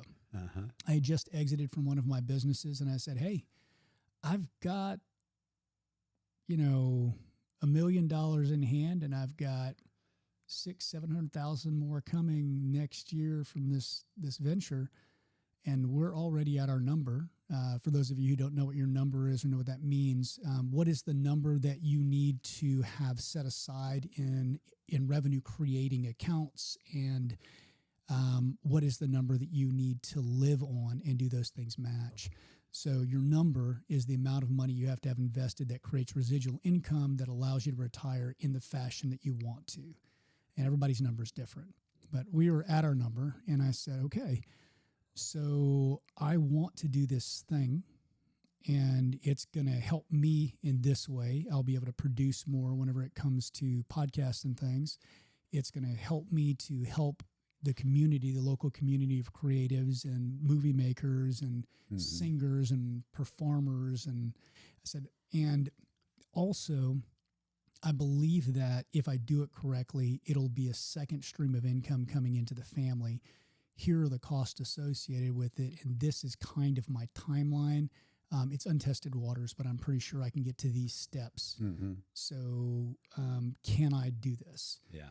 And she looked at the household and she said, okay, you can do that. How are you going to mitigate it financially? And I said, well, and this, I gave you the tour last night. This is the gym. It's a tax write-off because this is a fitness podcast set. This is the lobby. It's also a kitchen set. And so as long as everything takes from the rules and figure out what you can't do and works backward from that to get where you want to be, there you are. And that's how all of this happened. But my wife had the final say so. Why? Because she is my household CFO. It didn't matter that I brought in the money. It didn't matter what I wanted to use it for. Did I present a business plan or, a justification for it that would serve our needs? Did it serve the goals of the company, our family? And maybe not everybody's going to take from Silken what I did. Right. But that's where I am. And that's how I got to be where I am now. Well, I think that's, there are people who have, I don't know, it'd be interesting. We should get, the Alumni Association. Yeah, together, we should get, because we've got some that have done extremely well. I mean, extremely well. That far better than me. Some of them have. Who would love to talk to each other. I just thought of that. I mean, it'd be a great what they call mastermind. I don't really like the idea of the word mastermind because it's so kitschy. But in reality, you know what I like to call it? A brain trust. A brain trust. That's good. I haven't, I've kept away from it because I look at. Let's have it here. Yeah. Yeah. Hey, that'd be, because a couple of them are in Utah. And we can tape them. Yeah. And then we can actually disseminate them out to current clients. Yeah. Maybe I can disseminate them on TBOD. We'll figure it out. Yeah, yeah. We'll talk about it after this. Yeah, yeah. Good idea. Yeah, that's a good idea. So this is how business gets done, by the way. Yeah. In case anyone's wondering. It's a wild idea. Hey, can we make that work? Hey, sure. Let's discuss that later and not line out the details. But, okay, so getting back to what you guys teach, you really have an entire organization of companies built around you. My wife and I, you mentioned Econologics earlier, and Econologics, they are our financial frontline advisors. One of the things they taught us was you need to take your tax attorney, you need to take your CPA, you need to take your financial advisor who's doing all your investing, and they need to sit down and meet with you once a year, period. Then they need to give you a great big old thick book of exactly what your plan is and exactly every step to get there. And that's how you get where you want to be in life. Right. It's kind of the roadmap we talked about earlier with your, what your ideal scene. Yes. Yeah. And you just named, that's part of the owner's hat. Talking about hats, like you're being that you got 3 hats. I mean, you got more than that. You mentioned family. I'm keeping it in the practice, but yeah, it's got. But well, in family, you've got hats too. Oh yeah, that's right. But you've got the, you got the owner, which never goes away unless you're going to sell it. You've got the CEO. I mean, really a CEO. You've got the doctor hat. So if you're 2 out of 3, if you're good, CEO, manager. You're going to be the doctor too. Well, you better get rid of something because you're going to be inundated. Like you were able to do right there. You were the owner, in that little skit. You were the owner, and you're being the doctor. And you put on that owner hat real quick, got rid of it real quick, and got back to business. Well, because I knew it was developing traffic on my doctor hat. That's right. So in a way you went. So that's the kind of key things. But the owner hat is the owner starts figuring out where the hell am I going and how am I going to get there and who's on my team that helps me get there. And that's key. And part about getting it so a person's educated. I was taught, and this is part of one of the Hubbard things, you help a person until they can do it themselves. You're not sitting there trying to suck them dry. Once they're there, they're there. If you can add to it, then add to it. I mean, but it's not like, you got to, like we have it where you do a basic stuff. one of the things we call the levels or the parts, you can come back as many times you want for free. Some people do, some people don't. You know, it's your game, and you're playing your game to the hilt. Just like some others that I know are playing their game to the hilt. You mentioned a couple of them, and I think that's great.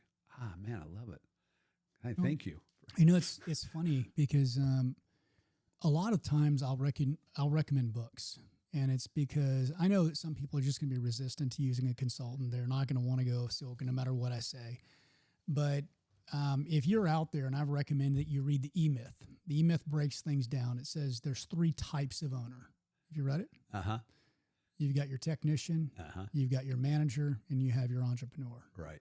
If you can figure out which one of those 3 you are, or which 2 of those 3 you are, more likely. If you're and actually that's the same owner. wording basically for the That's 3. the hats. Yeah. Right. Yeah. And if you have read Extreme Ownership, you read Extreme Ownership, and all of a sudden you say, okay, well, everything that goes wrong is my fault. It may not be directly my fault. It may not be on my lines. It may not be in my hat.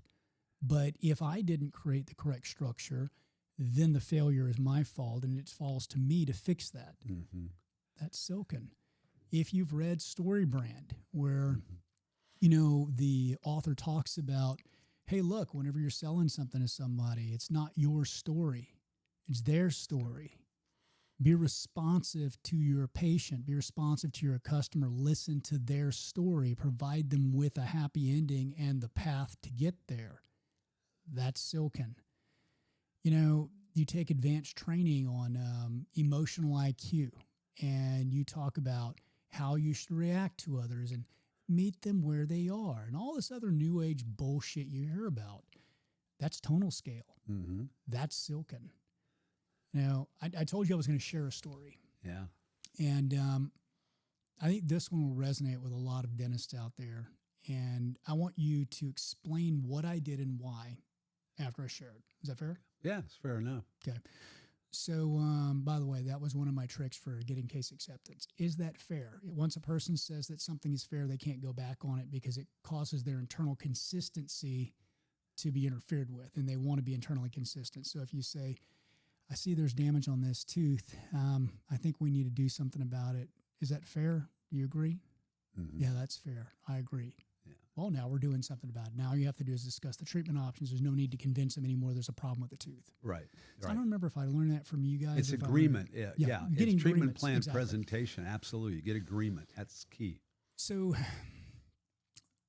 this lady comes in, and I had my office. I don't remember if you've ever been out to my office. You can ask Christy about this.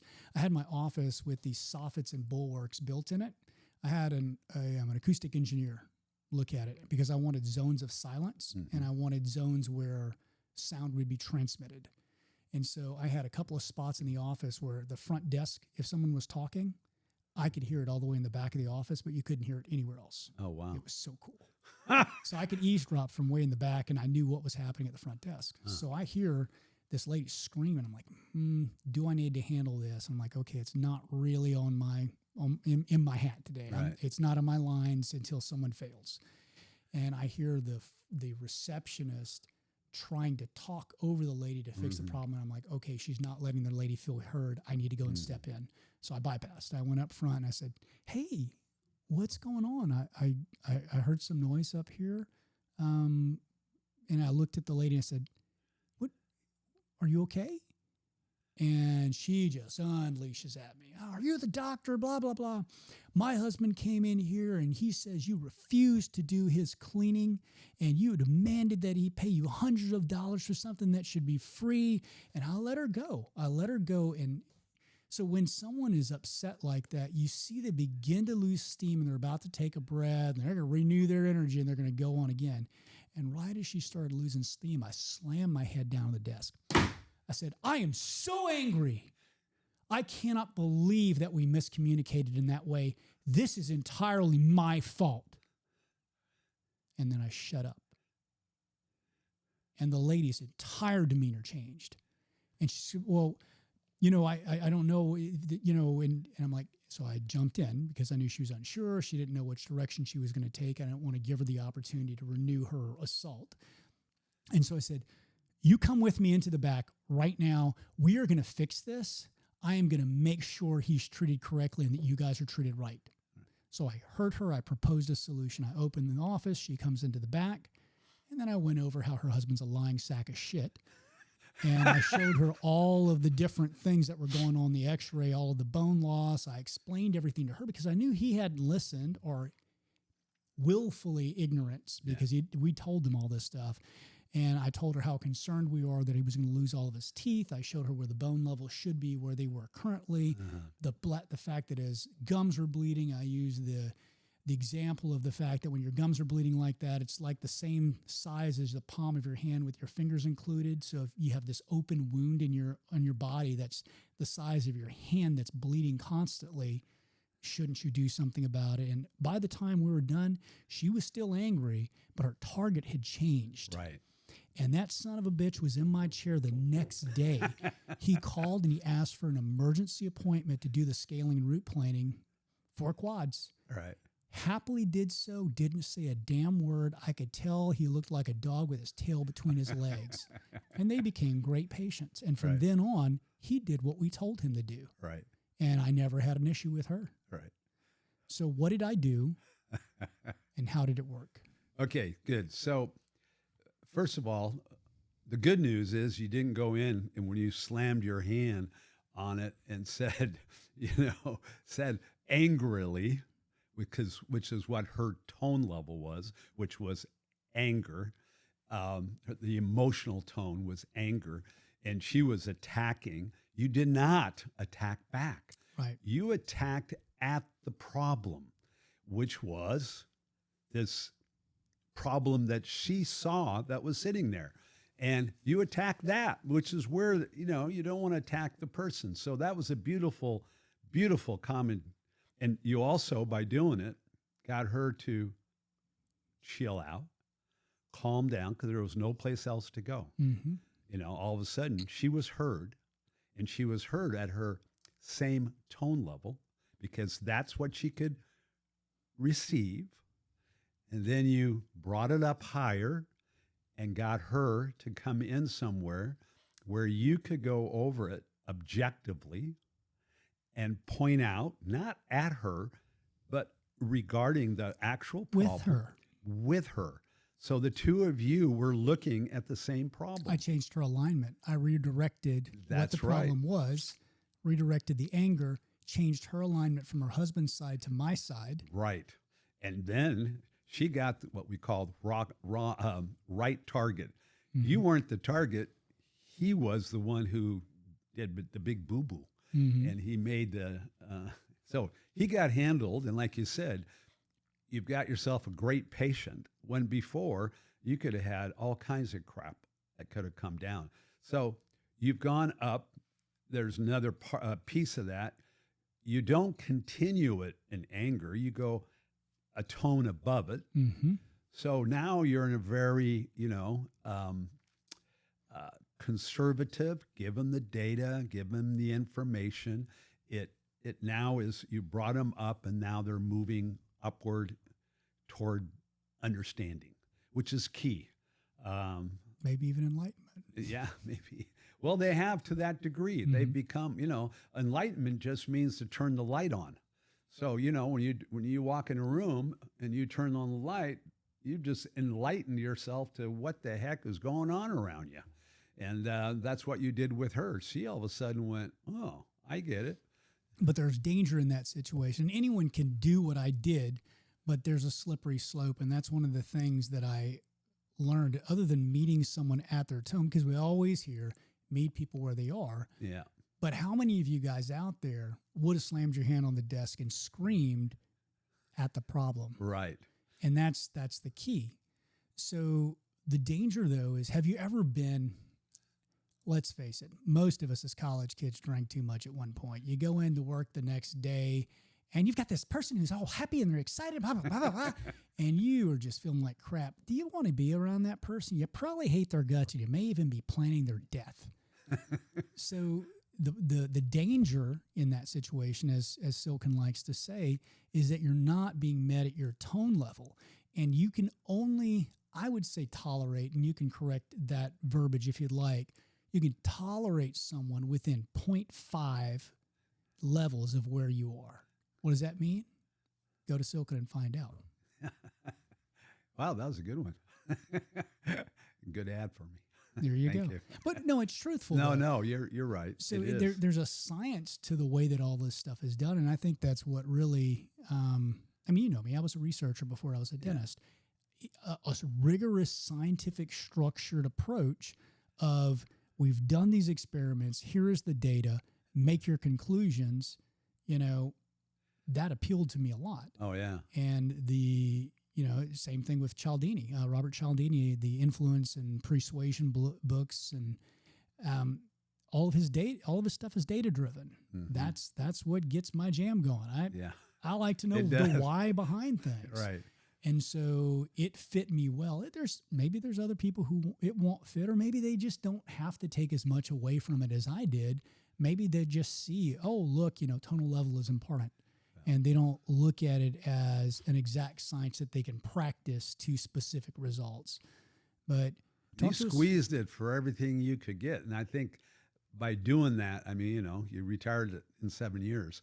That's saying a lot for you, because that's taking, I go back It was probably technically 8, because I graduated in October of 2012 and I retired in February of 2020. Okay. So let's say 8. Yeah. Let's say 8. Yeah. There you go. But talk to us about the tonal scale. Talk to us a little bit about that example I gave, how it works. We don't have to get into the nitty gritty of it. I know that's like an entire segment of your stuff. Yeah, it's a big segment. Well, I think the important thing to understand is that, at least from my viewpoint, is that the everybody lives on this scale somewhere, and we'll just start from the, where a person's in apathy. They don't want to do anything. They're ready to give up, and then you have where somebody's fearful. There's, you just go up a little bit. People who are fearful, and I see a lot of that. And then you get people next level up. I'm making big jumps here because I know you know it a lot deeper in regards to it, but just for this conversation. Next one is antagonism, where people are antagonistic. You can see that today, quite a bit of it, whether you're reading the papers or watching what's going on. There's a lot of antagonism going on. Then you've got people who are, bored, and I'm moving up the tone scale. So then you got over people. My favorite one, and the one I consider to be the most dangerous. Yeah. So you have a person who's bored. They're just kind of, and then you got the next level, which is conservatism. And then you got the next level, which is cheerful. And then you have enthusiasm. So, you can just kind of plot that. So as you're plotting it, you're talking to somebody, and the person is constantly giving you I call it, for myself, they're kind of the downer, they're, nothing can be done. There's no hope. It brings everyone around them down. Yeah. It's like, you're just like, let me out of here, because they're so apathetic. They barely get anything done, if anything. Well, do you want to have somebody, and we'll look at it from hiring. You want somebody like that when you're going to hire them? Of course not. You got somebody who's really angry and at fear. They're scared. They're really like, oh, I can't. Oh yeah, that person, this is bad if you do this. This is, I don't want to talk to anybody. Do you want them at your front desk? No, of course not. So it's fearful people. You see that all the time. I tell people when they hire someone, whenever I'm talking a little bit about the tonal scale, I'll say, you guys can look this up on the internet, pull it up on your computers. Okay. When you hire people, you need to be aware of the fact that everyone is like a magnet. They draw people toward their tone. People who are uptone, in other words, they are above the other people in the office, will bring them up exactly one step. Yeah. People who are downtoned will bring everyone else who's uptone of them down by 2 steps. Be careful about who you hire. Yeah, absolutely. Now, that is not scientific. That is simply Chris' observation.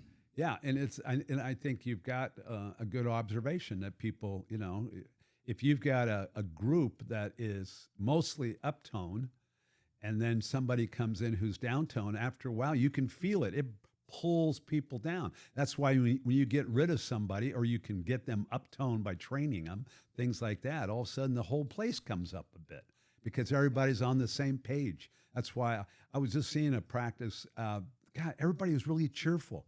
They were really great. They were there to help you. I mean, really in that helping. You know what? I got to go to the bathroom. Okay. We can do that one. We can. Hey guys, we're going to come back after this small commercial break. There's no commercial, but we're going to cut right back to this, and we'll see you when we get back. Okay, guys, and we're back with Fred King of Silken. Fred, we're going to kind of do a lightning round of questions that I sent you, and I said, hey, I'm going to cover these things, and I promised to cover them, and I didn't cover them. Okay. So we're going to cover them right now. Okay. And we're going to do them like lightning fast. Okay, good. I'm going to give you the question. You give me the answer. Okay. In the true Silken efficiency fashion. Yeah. Okay. So, Fred, as a champion of management by statistics, how do you guide practice owners on the metrics that matter most? Daily production, collections,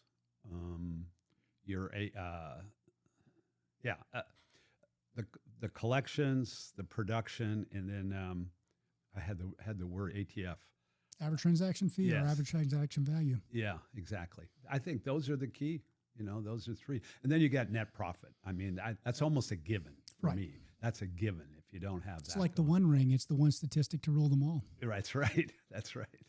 So we discussed earlier conditions, and I promised that we're going to get back to conditions. I want you to list off what the conditions are as they relate to KPI. Just list the conditions, maybe explain them. Okay, how they relate to KPI. Okay, so let's take collections. Non-existence, you don't have much money. You don't have enough money coming in to pay your bills. I mean, literally, you're below danger. You've got a KPI that shows you between your cash bills, how much cash you have, how much in bills, and it's starting to go down badly. That would be danger. Emergency, it's flat, and you got to do some marketing. You got to get something going because it's an emergency. Normal, you're going along great. All you got to do now is keep doing what works. You've already listed everything out. You got all your substats. You just keep doing that. Then you go into affluence because now you've got an affluence of collections. You've produced really well. Now you're in affluence. Now you're in a whole new range of affluence, and now it's going back into normal. You're in power, which means that no matter what happens, that's not going to get driven down. So now you're in a condition of power, and there's steps for each one of those. There. So whenever you're looking at conditions, the easiest way to track those is by using graphs. And Silken can teach you the behavior of the graphs that show you which condition you're in and how you respond to that. Right. One of the things that you covered was flat. And slightly decreasing. Right. So emergency. Yeah. So the reason that is bad is because in the world of entropy, nothing stands still. That's right. So if it is flat, it is actually decreasing. You just haven't seen it decrease yet. That's right. Is that correct? Yeah, absolutely. It'll go into danger. It will absolutely go into danger if you're not keeping up and moving above that. Absolutely. So whenever we look at these conditions, a lot of people are going to say, oh, emergency, oh, danger, oh my God, you must be in real trouble there. But that's actually not the most dangerous of all conditions. And there's some very specific reasons behind that. Right. Talk to us about what the most dangerous condition is that's going to surprise people. Yeah, it's affluence. It's when you're doing great and things are just taking off. So what happens with a lot of people, they're getting an influx of money, and then they're going, oh, great, I'm going to buy this, and I'm going to buy that, and I'm going to get some new equipment, and that lease will be for next 10 years, and it'll cost me this much, but who cares? I'm just in, I'm rocking it, as opposed to, lock down, take a look at how you got there, figure out what got you there. Hold on. You're being a miser right now. Hold on. Just like, okay, what am I going to do? How am I going to take that money and make more money? And you just got to really figure out what created it. That's the key. What program you put in, what project, what people, something helped create that. You want to really capture that properly. And there's ways of capturing things, of course. But yeah, that's the most dangerous. Yeah. So whenever we're looking at affluence and it being the most dangerous, talk to me a little bit about the phrase prepare to deliver and its meaning whenever it comes to resources, personnel, and systems within your practice. Okay, if you're in the process of preparing to deliver, in other words, you have set everything up, you've promoted, and you really set things up in order to deliver what you're saying you're going to do. You know, you're promoting and you're trying to get an avalanche of new patients, let's say, something like that. Well, you better be running on the back end and making sure that everybody's ready for it. You better make sure you have enough personnel to handle it. You've got enough efficiencies in place. You've got, you've drilled everybody so they can do like what you just showed. It's like this, because the degree you're inefficient, it will suck you down. And that preparation of getting everybody ready to deliver will go to hell. So guys, real quick, I talk a lot about these concepts without actually naming them because I want to be respectful of the intellectual property of Silken, but I've been kind of given the carte blanche to bring some things out so he can explain them. Whenever I tell you that when you launch a new ad campaign, you should either bring on a call center or you should hire a new receptionist and get them fully trained before you launch that. Yeah. The reason is that 80 to 85% of calls to a dental practice go unanswered. And that means that there's an automatic 80 to 85% reduction in your ROI on the expense of that ad campaign. That's a very dangerous situation. And it's one of the things that adds danger to the condition of affluence that we may not think of. It's not just overbuying. It's not just failing to see how you got there. It's accidental success that's super dangerous. Right. What are your thoughts on that? Absolutely. There's the finance angle of affluence. There's the action affluence of, okay, you've gotten there. You've got to really take a look of what gains you've made. That's really key. Let's say, for instance, you took off in affluence and you take a look at it in you got a new hygienist. And boy, she or he is a powerhouse. They're really getting over and making sure that the doctor is getting connected to the patient, whatever it may be. Maybe it's just their personality. They're upbeat. Or you got a new receptionist. That can make huge difference. And you were just talking about 85, percent. That is such a great statistic because it's so true. It just, you do all this work and the person who should be answering the phone doesn't understand not only that they're supposed to be answering it, but how to answer it. Why? Because you just hired them really quickly. Oops, I just hit it. You hired them really quickly and just gave them a quick, like, okay, this is how you do it. But all of a sudden they're getting a flood coming in and they're getting, they're not used to it. They have to be trained properly.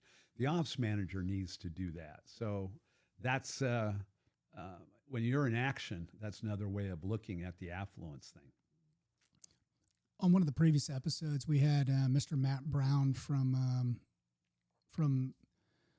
oh goodness, I'm drawing a blank on on the name of his company. But we had Mr. Matt Brown on the podcast, and you guys can watch that podcast later and see this.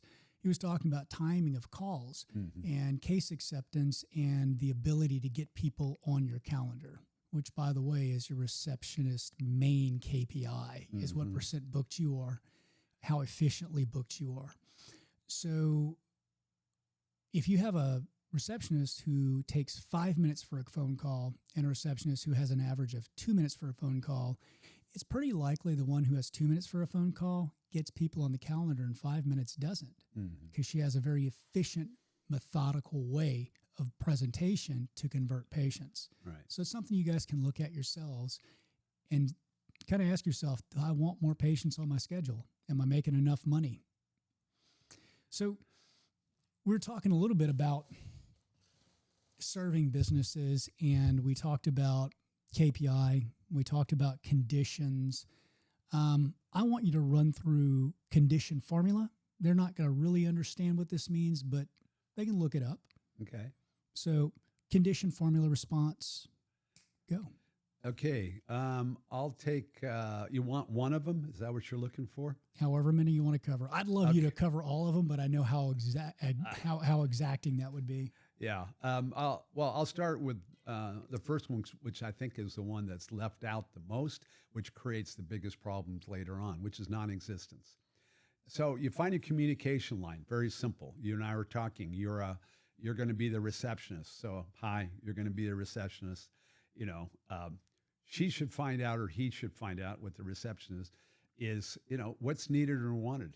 You know, because it goes. You know, find a communication line. Find out what's needed or wanted. You know, so I would, if I was the receptionist, I would ask you, well, what do you need from me? If they don't understand that enough, you can say, good, this is what I need from you. You know, this is really important that they get what you need. And a job description is probably one of the best, and it's got everything they need. So, and they're going to deliver that. So, you know, find a communication line, find out what's needed and wanted, deliver and or produce it. So if I'm the receptionist, I got to deliver it. I really have got to deliver what's being asked of me. Training is so key.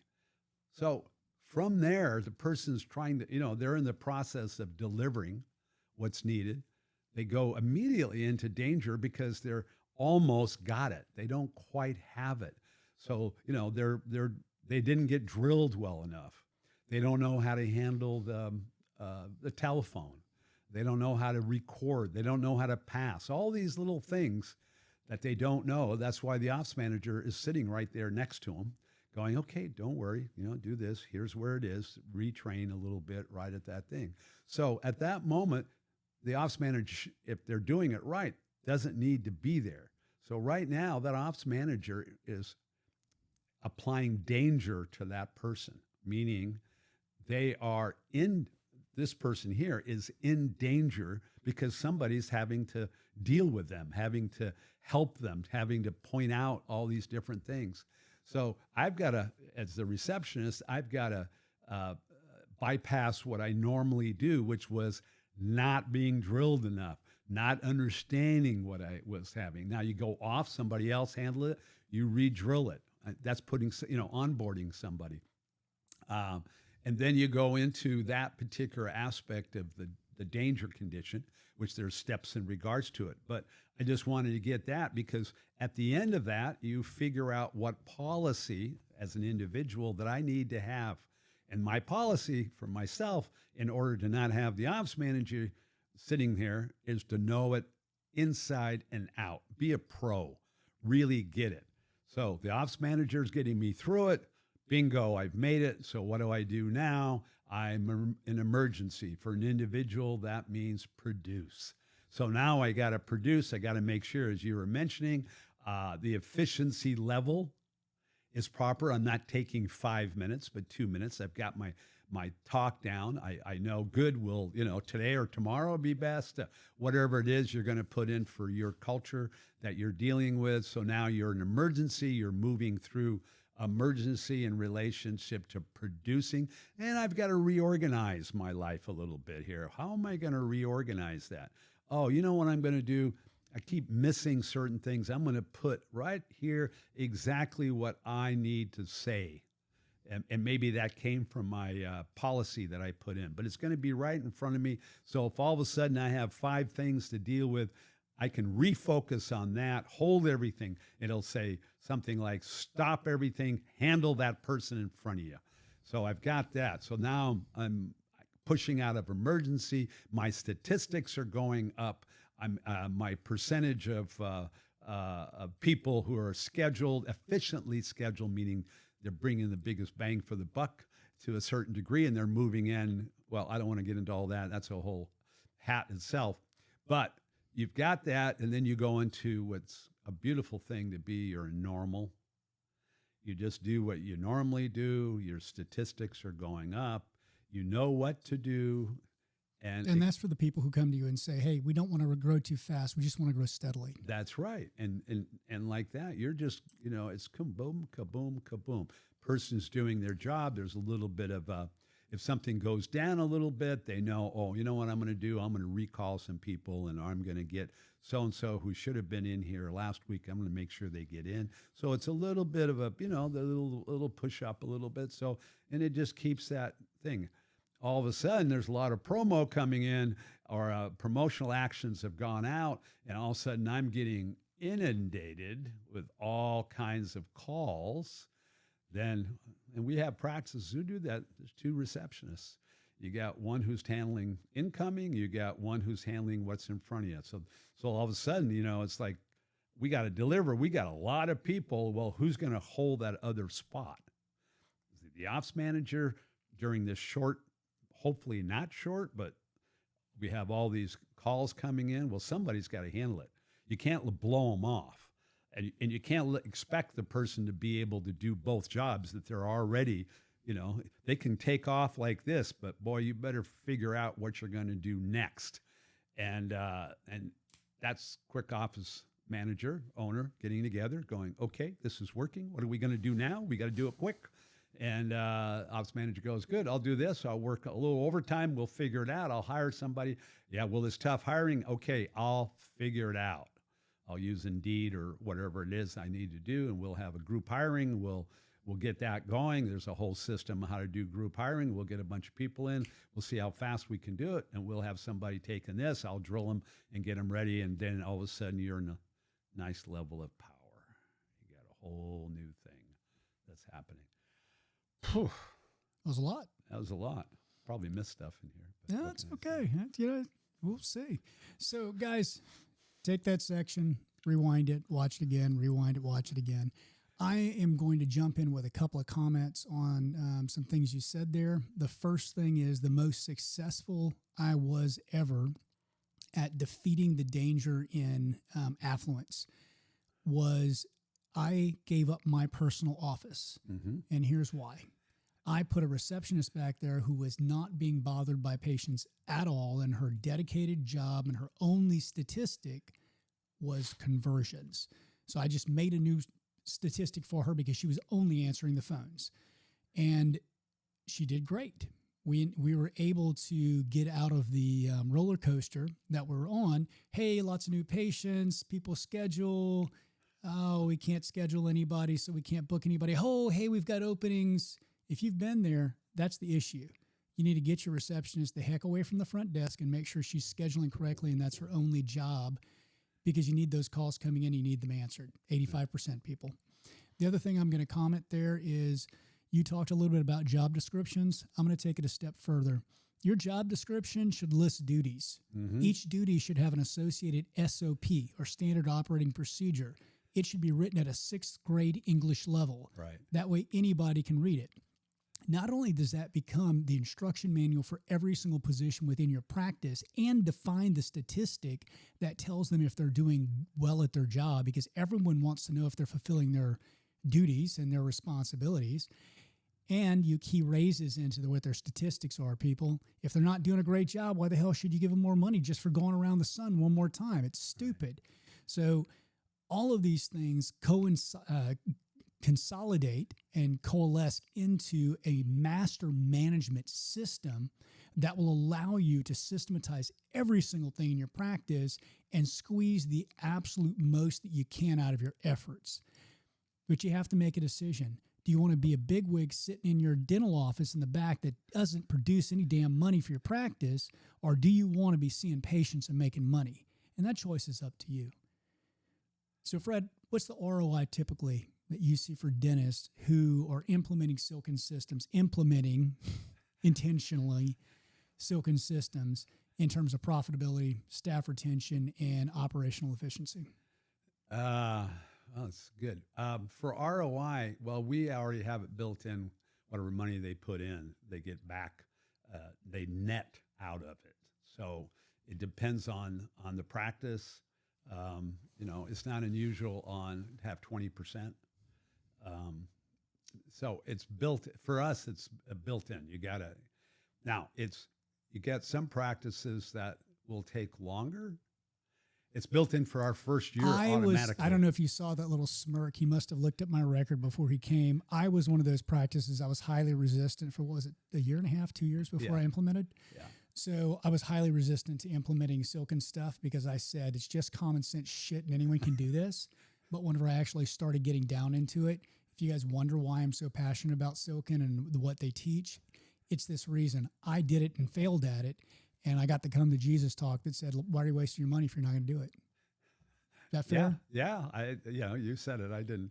Yeah, but it's. I saw that smirk. That was a smile.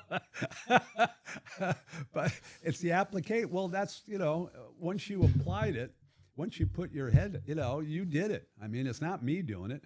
We have to have. But it's interesting. Sometimes the most resistant become the biggest players because they've already gone through that part of it and went, they're either going to go, screw it, they can't help me, and away they go. Or they go, I'll apply it and we'll see. And, we'll away they go. I'm going to correct you, as this is a rare one. It's the stages of grief. Because the owner has to come to terms with the fact that what they believe is the correct way to do it is wrong, and they are grieving for the lack of the death of their baby, right? Their ideas, that didn't work. So they have to go through the stages of grief, and one of them is blame. Mm-hmm. Okay. Yeah. So if you think about that, that's whenever I went, and I know this because it was my journey. Yeah. So whenever I realized, okay, I've grieved for that. That didn't work. Do I want my way to work, or do I want to be successful? Right. Which one's more important to me? I didn't know that. Mm-hmm. I mean, I didn't know that about you, for one thing. Yep. And looking at people, I can see that because it makes sense. Blame, shame, regret, kind of a thing is down there. But you had the cojones to push yourself through that. A lot of people just continue to make themselves right all the way down as they're going, down.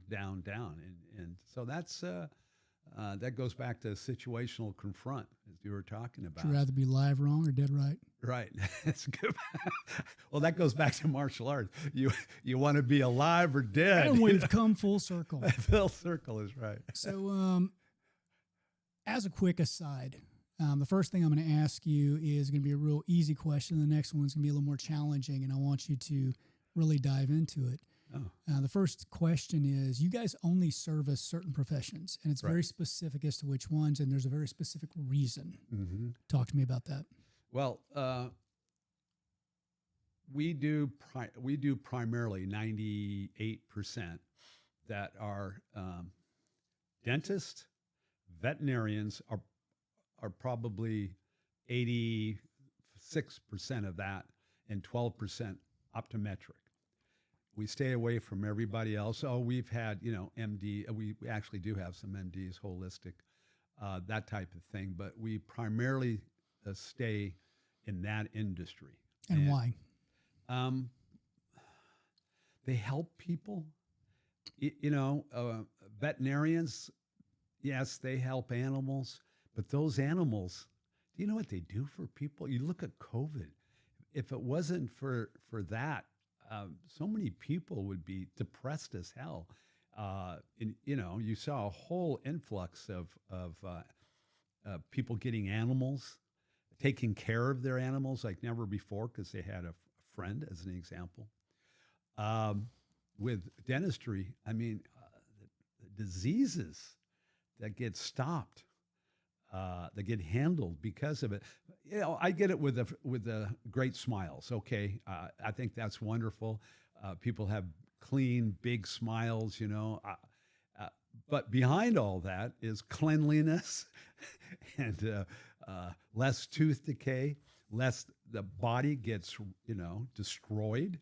Can get destroyed through the mouth. I've seen that. So it's the empowering of those people, and they're more open for it. They really are. I've watched dentistry for 40 years, and I've watched the changes. Some good, some bad. Some good, some bad. I mean, it changes. You have to adapt, right now there's, a lot of young people, they don't want to own their own business. I'm an entrepreneur. I really like entrepreneurs. I mean, really like them. They're the bedrock of this We country. like you too, Fred. Huh? We like you too. Yeah. They're the bedrock for the country. Absolutely. It wasn't for them, even the big corporations started off entrepreneurial type of activity. So, and that mindset, and a lot of them haven't been, they weren't taught. They went to school wanting to help. That's so important. A lot of people, I'm not saying every single, dentist went just to help, but underneath a huge amount of wanting to help. And all of a sudden they had to walk into the world of business and managing. Holy mackerel, that wasn't expected. And then they kind of get, okay, I'm going to do it. And then they start moving up. So that's a big purpose for me. That's a big purpose of why we do what we do. So I'm not often wrong, but I was wrong this time. I have always operated under what I thought the reason was that you served those communities. Okay. And I did some research into it, and I confirmed my own findings. Okay. Or my suspicions. I'm going to tell those to you. Okay. And I'll tell you whether they're okay. Tell you whether So, first of all, optometrists, veterinarians, and dentists actually have agency and opportunity. Absolutely. If they didn't have agency, they couldn't make the changes that Silken suggests. Yeah. If they didn't have opportunity, in other words, we were never taught how to run a dental practice, and we are the ones running them, or veterinarians or optometrists. So there is a need that you're filling. Yeah. And frankly, all three professions, although we are by and large very beholden to insurance companies, we can be independent, which means we can actually attain true power and true freedom, whereas MDs cannot. Right. So for those reasons, those are the ones I always suspected that you had limited your practice to those types of doctors purposefully because of the fact that you could make the most difference there. Yeah. That is the methodology of getting people in the private, their own plan, not being beholden to insurance as an example, things like that. That I'd be doing this if there was even more barriers sitting there, because I go back to the basic purpose, helping others that are helping others. And I think, and there's, you're much more logical. I get a little more passionate about you're passionate too, so I shouldn't say that, but hey, I'm like an onion. Yeah, yeah, right, exactly. We just keep peeling it. But but there is agency, there is opportunity. All the things are very similar. I think, MDs have been grabbed by insurance companies. I think it's really, and by big corp and big pharma. I think not all of them. Oh, not all of them, but it's a huge amount. I still love working with entrepreneurs because I keep saying that they're the bedrock, and they want to, wherever they want to sell their practice, that's their goal. I don't say, hey, don't take the money and run. That's up to you, what the person is. But I like to see more people who own maybe 8 to 10 practices and kind of hold them. I think that'd be cool. But that's just sort of my, somebody's going, hey, I want to have 8 to 10. Good. I got a strategy. Here's how you do it, or 4. Good, because I have someone I need to connect you with. Remind me after the podcast. Okay, good. Yeah.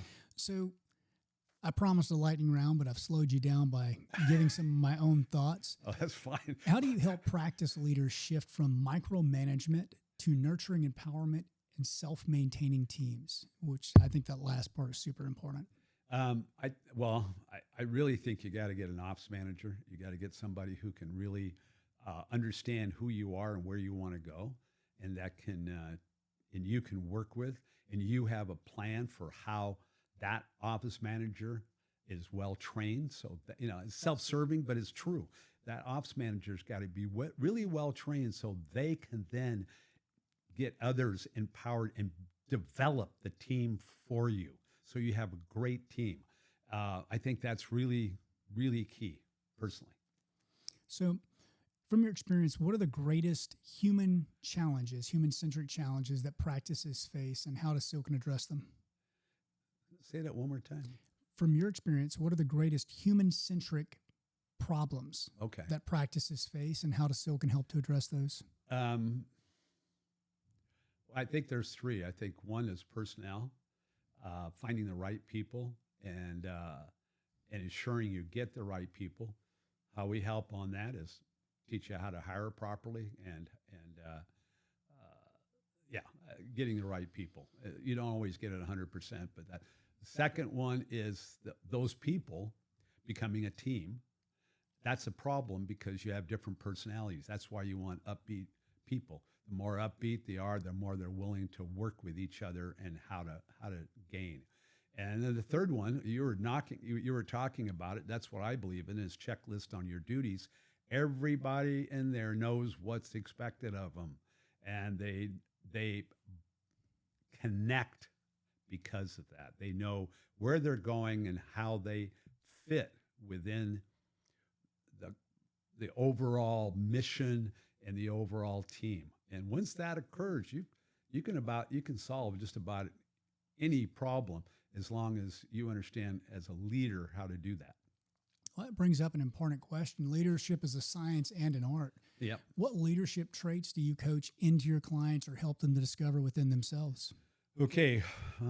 Well, there's two parts. One of them, they've got to know where they're going. And that's, you can't lead unless you know where you're leading people to. And that starts right at the beginning. Where are you going? What is it? What's the passion? Some people don't even have one, so it's like, okay, let's start the process. This isn't just for you. It's for others. You've got to get, as an owner and as a leader, to point the way. You don't have to have a charisma, you just have to know where you're going, and you have to want it. And you have to be able to communicate that well enough to the office manager. And you have to have an office manager who can communicate it well enough to the staff. The office manager needs to have leadership skills that deals with empathy, follow through, focus, and mission. So they're constantly going in the same direction that you want as an owner. So that's those are some of the key component parts. Silken emphasizes quality control. Yes. How do you structure policies and procedures so that practices maintain high clinical quality and operational standards? Okay, so there's two parts to that. The clinical quality, we don't get involved in. That person really needs to belong to a group that holds them accountable. How administratively that can be held for the doctor accountability is if they're having people coming back all the time, or people not continuing on with them. Now, that can be from either bad medicine, not, best medicine, but bad medicine, or it can be from something going on in the practice, whether that's the doctor's bedside manner or the hygienist or the receptionist. Somebody is creating a problem within that. Now, if you have a well-oiled machine and people understand the clientele well, and they understand, we talk about the tone scale, they understand that, and they want to get their job done properly, and they understand the first important part is your client. Second is about yourself, but it's always about the client, always about that patient, and that if they understand that, then you'll be fine. It'll work.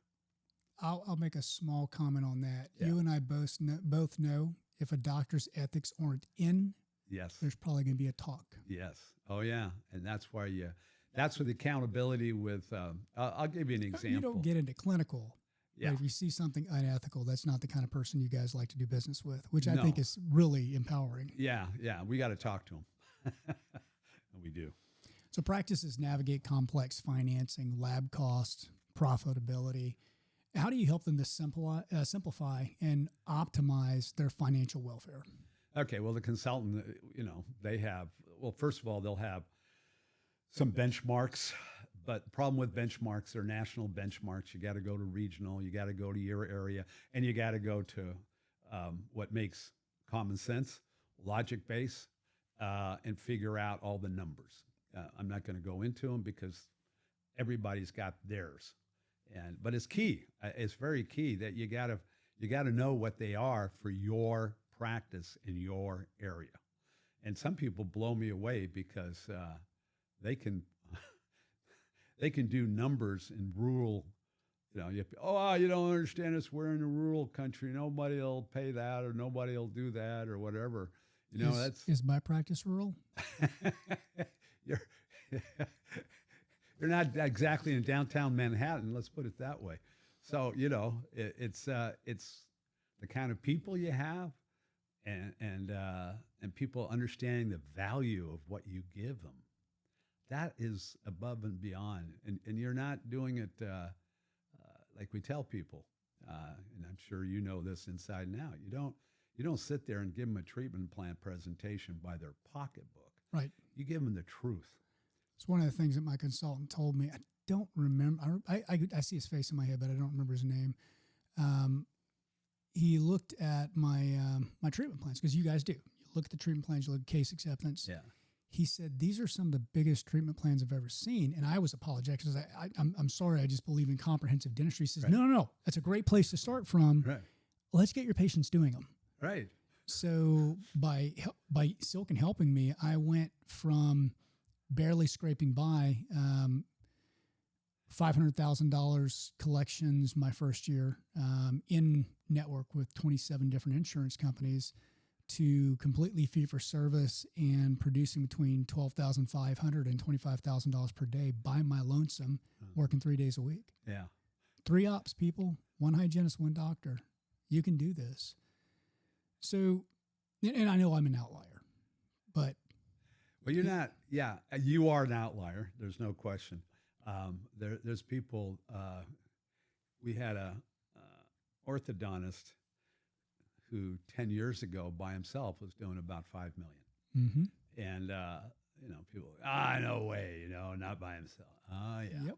So you get outliers, but here's the question. What was his case acceptance rate? Oh, it was 80, 90%? Oh, yeah. It was 87, 88. I mean, it was huge. That's what I figured. But it goes back to what you were saying. It's if people want to be mediocrity, if that's their game, that's fine. But that's all you're going to get. If you are already doing best medicine, typically you'll have somebody they know what best medicine is, but they're too scared to tell the person. Absolutely. Or because they've been burned so many times, they tell people don't accept treatment. Right. Or people say they're over-treating. The dentist down the street didn't. Yeah. Don't be the dentist down the street. Be the best version of you. That's right. And that's right. Be the best version of you is the greatest. So you've coached through recessions. I'm going to ask you what marketing techniques and financial safeguards have proven most effective in uncertain times. But before I do, I'm going to say that as of today, the stock market is shooting through the roof, as you discussed earlier. Gold is also shooting through the roof. Silver is shooting through the roof. Yes. And Bitcoin is shooting through the roof. Right. So to me, what that means is we are in a condition of affluence. Yes. And what the holds of value or stores of value, if you guys are familiar with that term, gold, Bitcoin, Ethereum, silver, they're shooting through the roof as well. What that tells me is that the market has decided that we're in affluence, but we don't know what we did to get there. Yes. Which means we're in incredible danger right now because there could be a dramatic recession very, very soon based upon those observations, whether you agree or disagree. I actually agree with that. I'm not an economist. I thought that's why you might have brought it up earlier. Yeah, that's. But it's just you got to figure out what created it. And again, stock market is and all of the stores of value going up at the same rate tells me no one knows what created there's it. no there's no checks and balances to a certain degree. So something's gonna break, and I don't know what it is. I wish I did. Or someone's gonna figure out what we did. Or somebody will be. Figures out what we did. I hope they do. I hope somebody's smart enough. They have a big enough picture for it, and they can keep the push going. Because I think it'll be beneficial. I'm an optimist. I believe in the half glass full of water versus the half empty. But you still got to look at the water and go, okay, it's half full, but I can only drink so much left. Right. I got to get some more water in there. Well, your glass is empty, Fred. So, yeah, I know. So what marketing techniques and financial safeguards have proven to be most effective during the really uncertain times? Well, during the recessions, the marketing is always, if you can go back to your patients, keeping your patients, making sure your patients are really educated because they're already there. Don't lose them if you don't have to. Currently, social media is huge. I mean, getting the word out. I'm not a big social media guy. We pass, marketing. We pass over to somebody who knows. We give enough information to our clientele that they can internally market with what they have to reactivate, and that's basics. If you're going to get into new websites and having a presence in social media, you got to go with somebody who does it for a living. I really believe that. We don't do that. That's not our expertise. As far as finance, you could always go to a website designer to cut your crown. Pardon me? Couldn't you always go to a website designer to cut your crown or do a filling for you? Yeah, right. Yeah. We'll have to think about that one. I'm sure it happens in California. Yeah, I'm sure. Yeah. Yeah. And then on finance, you got to apply, if you've got a bunch of money coming in right now, if everything's going really well, we have a lot of clients, I'd be saying, put your money away. You don't have to spend it right now. Keep it, take a look. Put money that will get a return on your investment. Get smart people, which is your practice, is your biggest investment for most people, and it's also your biggest risk. That's why diversification is an important part for somebody to do, wealth management, that type of thing is very key. So you've got whatever you're going to put your money. That's not, again, my expertise. I turn it over to, we have a financial consultant. Counterlogics. Yeah, we have an internal financial consultant now that will take a look and help, but then when it needs to get moved over to other people, there's Econologics or somebody else, then boom, they get moved over. We got to take a look at it. You got to, if your eyeballs aren't on your finances, you got to get them looked at.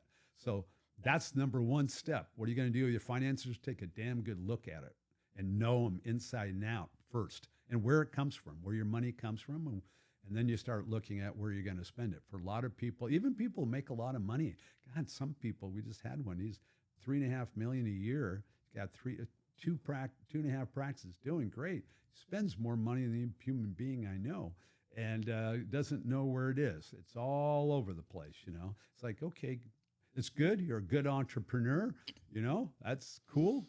Let's get a little bit of lock-in on this one, especially now. So that's something I'll tell people is if you found the recipe for running your practice well and for being profitable, it is very beneficial, not necessary. It's not inclusive of it, or exclusive of, rather, other people helping you.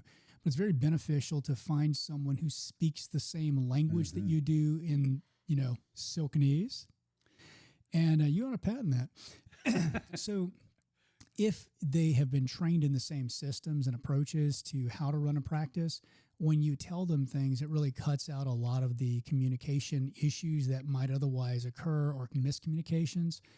We use Econologics, which, I know some of the Yeah. people from Silken have, Oh, you yeah. guys kind of trade people back and forth or something, I think. I know Annette works there now, or she used to. I don't know where she is now.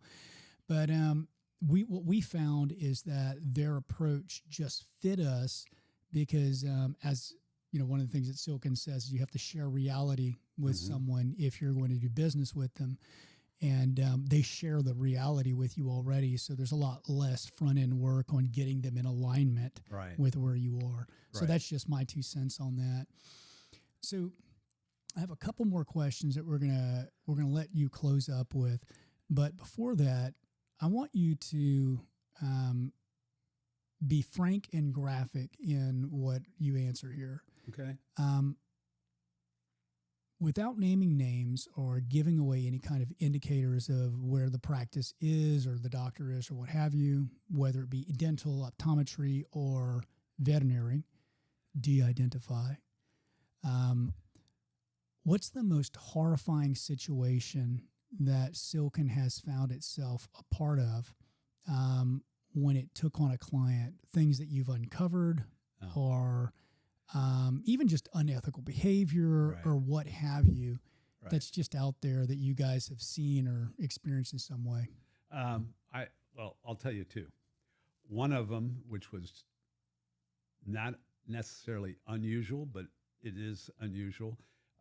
Within the first couple of years, when I was, I think I'd hired a couple of consultants, and one of them came to me and said, I don't know what to do with this person. He was a new consultant. The person was was married and was, you talked about ops manager, it was the hygienist. And he was like, I don't know what to do. So I said, okay. And at that time I was a little more, we're talking 35 years ago. I was a little bit more loosey-goosey. Yeah, I was like, okay, good. Here, I'll go talk to him. So I walked in, which I wouldn't do exactly like this, but I walked in, sat in front of him. I was about 6 feet, and I said, I hear you've been, I won't use the word. You've been banging your office manager. Exactly that was the word I was going to use. I said, you're doing that with your hygienist. Is that right? And I just looked at him, and he just sweats. I mean, literally, it's right out of a book. And he goes, yeah. And I said, okay. So you got to knock it off, period.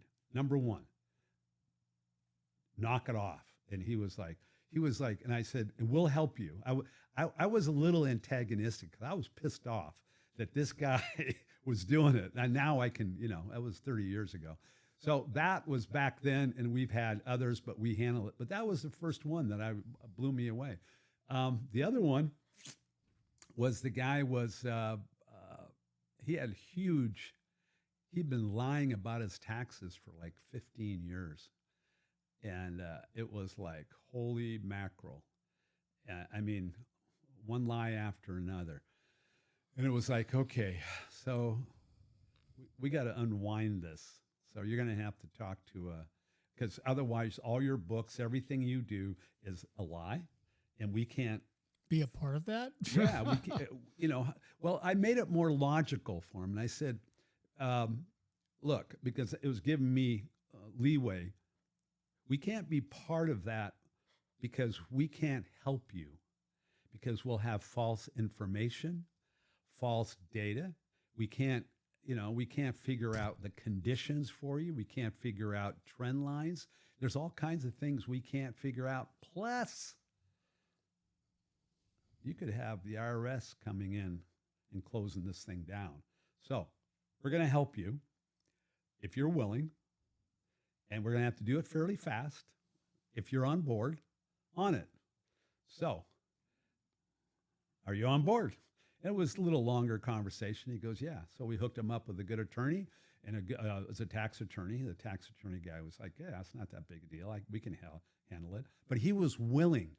And he had to, it cost him a lot because he had to have 15 years of back taxes. They had to work out a deal. But you know what's really cool?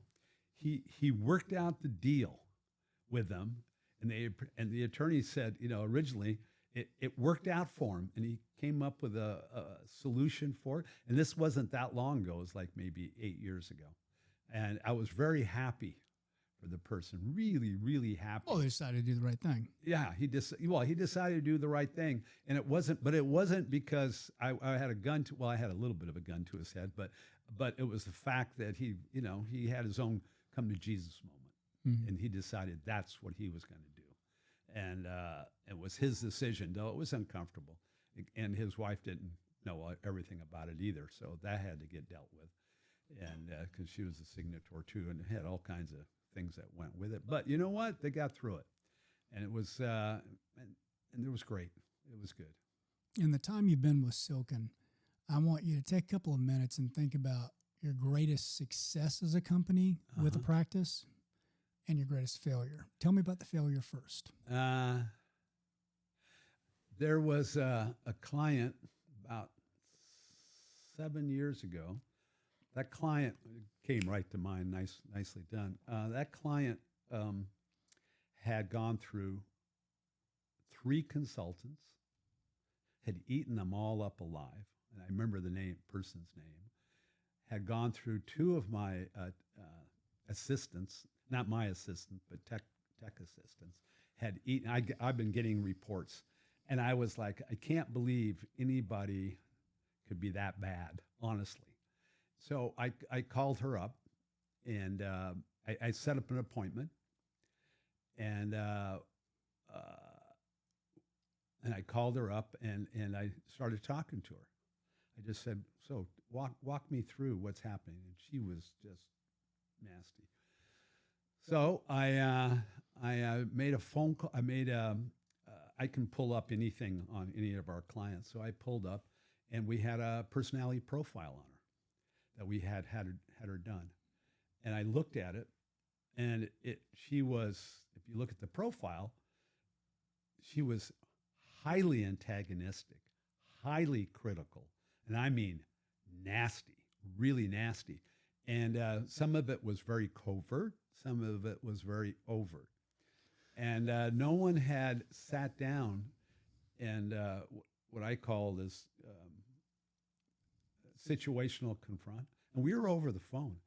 So I said, Dr. Blah, I want you to, do you have this thing that was sent to you? And she said, I don't think so. I said, good, I'm gonna fax it to you right now. So I faxed it to her. And I said, okay, I want to go over this with you. And then I walked her through.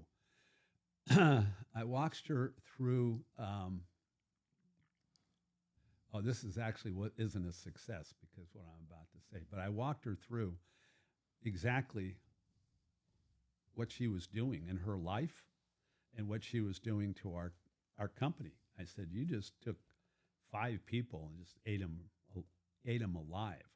And then she said to me, yeah, why didn't anybody tell me this? Why didn't they, show me this, which they had, but why didn't they do this? And I said, I'm not sure why it wasn't fully done, but I knew it had been done. I said, but we're not compatible. We're just not compatible. So I'm going to write you a check, and we'll call it a day. We good? And she went, well, I guess so. And I said, okay, just make sure. I'm going to have you sign. We're all good. And I got rid of her. So it was it was negative in the sense that ate up people, and I didn't find out about it because everybody's trying to keep the noise away from me, as the saying goes. I don't get it. Once I got a hold of it, didn't need to be on your lines. It needed to be on my lines. But when I heard what she had done to this, and I have great staff, I wanted to see for myself if it was just somebody and they hadn't. She was just a suppressive, oppressive, nasty human being, which happens once out of 100 that I've had. Maybe that much, maybe not even that much, because we filter. Are they always dentists?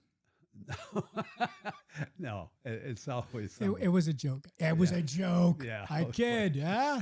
Yeah, but anyway, so that was a win in regards to up because I protected my team. Now, as far as how my clientele doing stuff, I mean, probably I had a doctor who started with nothing, and within 10 years, he'd grown to 10 million, and he sold his practice for, oh gosh, the EBITDA on it, close to 19 million. Mm-hmm. Huge, huge. And a great guy. I mean, a great human being. Just, loved what he did. He had, 5 other docs that were doing stuff for him, and he ended up selling it for. Did he sell in the late 20-teens? Yes. EBITDA calculations. Yes. So you regularly host. I'm sorry. There's one more part I need to do. Yeah. Of everything that we've talked about today, there's always something I miss. So is there something I should have asked you, or something that you would like to tell people about yourself, your company, or just words of wisdom that can help anyone who's listening to this podcast? Yeah. I'll go with the words of wisdom personally. I think you asked, geez, I feel like I'm in Roto-Rooter here. Rotor. The big thing, I think there's 2 parts to it, is one, don't underestimate who you are. You can accomplish just about anything you want. I really believe in that. And the second one is you got to just start, whether it's with us or with somebody else you feel comfortable with. Just start and make a change. I think having somebody who can help you be accountable for what you're doing, I think it's a huge benefit for people. Somebody you can trust. And then,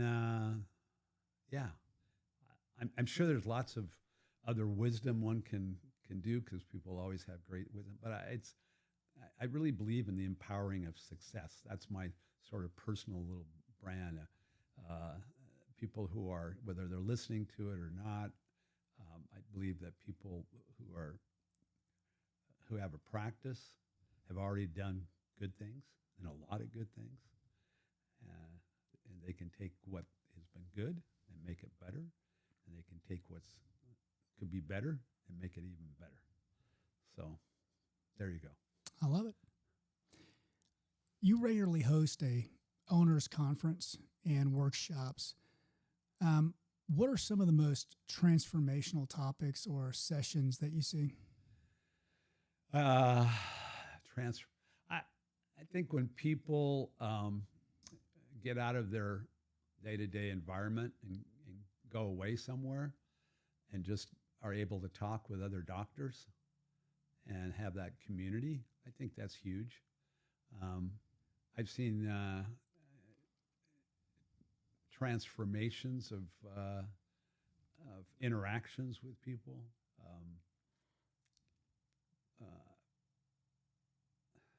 That are both on a personal level.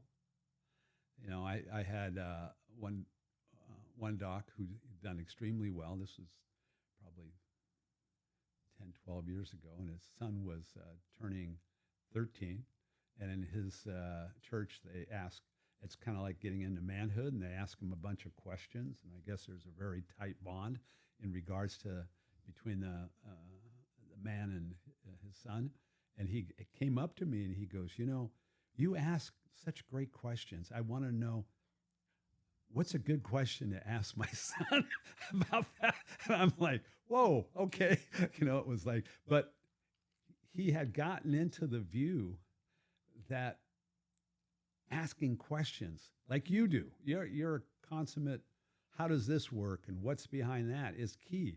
And for him, he was pretty, very bright guy, kind of close. He had a very tight family of attorneys and CPAs and all kind of stuff. And he got it. He got it that it's the questions, using the information that is there, the value of it. That's it. So if there's any doctors out there and you're wondering how to get in contact with Silken, I'm going to tell you now, they're going to do a free practice analysis. Yeah, if they want. There's two parts to it, honestly. They can, if they just want to know if we can help anybody, they can call us. We'll talk to them for an hour. And it's nothing. It's freebie. Both of these are freebies. That's just to, okay, I'm having a problem with this. Okay, good. Here's an idea. Here's what you can do to solve that. Okay, good. So that's free. And there's no hook to it. A free analysis. Can I call every week? Huh? Can I call every week? Well, I guess you could. I guess you could. Tuesdays only. Wednesdays he plays golf. Yeah. Well, because I'm talking to you, typically it's for our we have like 8,000 subscribers for our newsletter. So we'll do that for our newsletter people because we're constantly researching, calling them, hey, what do you think about this? What do you think about the economy and all that? So we say, hey, if you've got a question, we'll answer it. We'll give you an hour. You can ask as many as you want because you've helped us. So do the survey. It won't cost you anything. It'll help us. So do a survey. That's even better. But since they're listening to you, because of you. The second one is a free analysis. Gosh, thank you. The next one's a free analysis. That's our marketing tool. Okay. And the free analysis goes like this. We'll spend typically 4 to 6 hours. Got to get data, interview, bunch of questions. At the end, we'll say, this is what we can do. This is what we can't do. Sometimes we go, we can't. There's different reasons for that. But most time, here's like what the program would be if you were going to come with us. And it's up to the person. It's your program. Here's what we found in your practice, and we analyze it. We look at it. We're serious about the analysis. It's not a BS one. It's not like, good, I'm going to, because it's done either by myself or the senior consultant or senior analyst or another analyst. They'll do it. And it's to look over the practice. Once that's done, here's how we can help. That's how we market, really. And if you don't like it, then, hey, we're good. We'll talk to you later if you want someday. Do we have a number that they can call or a website that they can go to? Yeah, the website, I think, is the simplest. And it has the numbers. It also has, if you want to do a free analysis, it has that on that. And it's Silken, S-I, like C-C, like C Senior, S-I, L-K-I-N.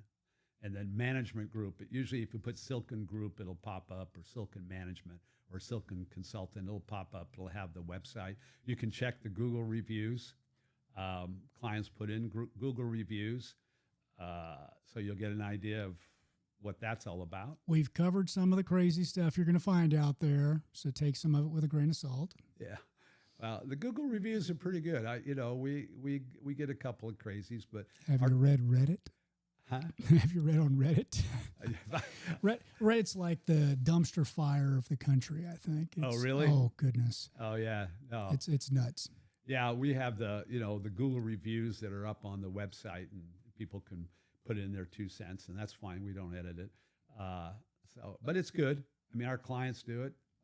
And the important part is really is our clients. I have a list. This is absolutely. I have a list of 125 of our clients that will talk to any one of somebody who's interested. And like when we're doing the free analysis, we go, good, here's a list. Go talk to a bunch of them. Go talk to 2, 5, 10, over to you. And real clients who are not getting paid to say anything. Yep. I know because they've sent people to me and my wife already. Yeah. So it's, give them an honest, objective view of what you think.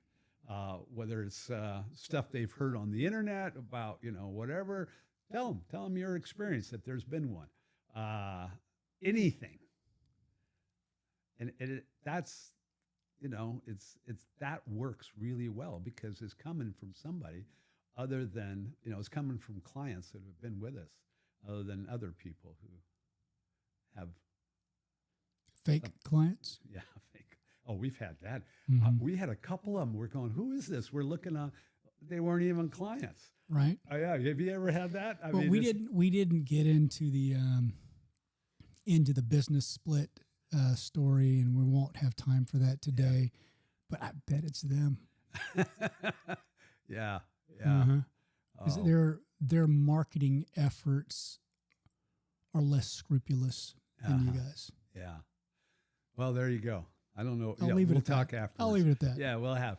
There's lots of. It's been great coming out here. Man, I Fred, really. it has been fantastic visiting with you. Yeah. And I just want to say how much I appreciate everything that you guys have helped us to accomplish and helped other dentists and veterinarians and optometrists to accomplish as well. Yeah.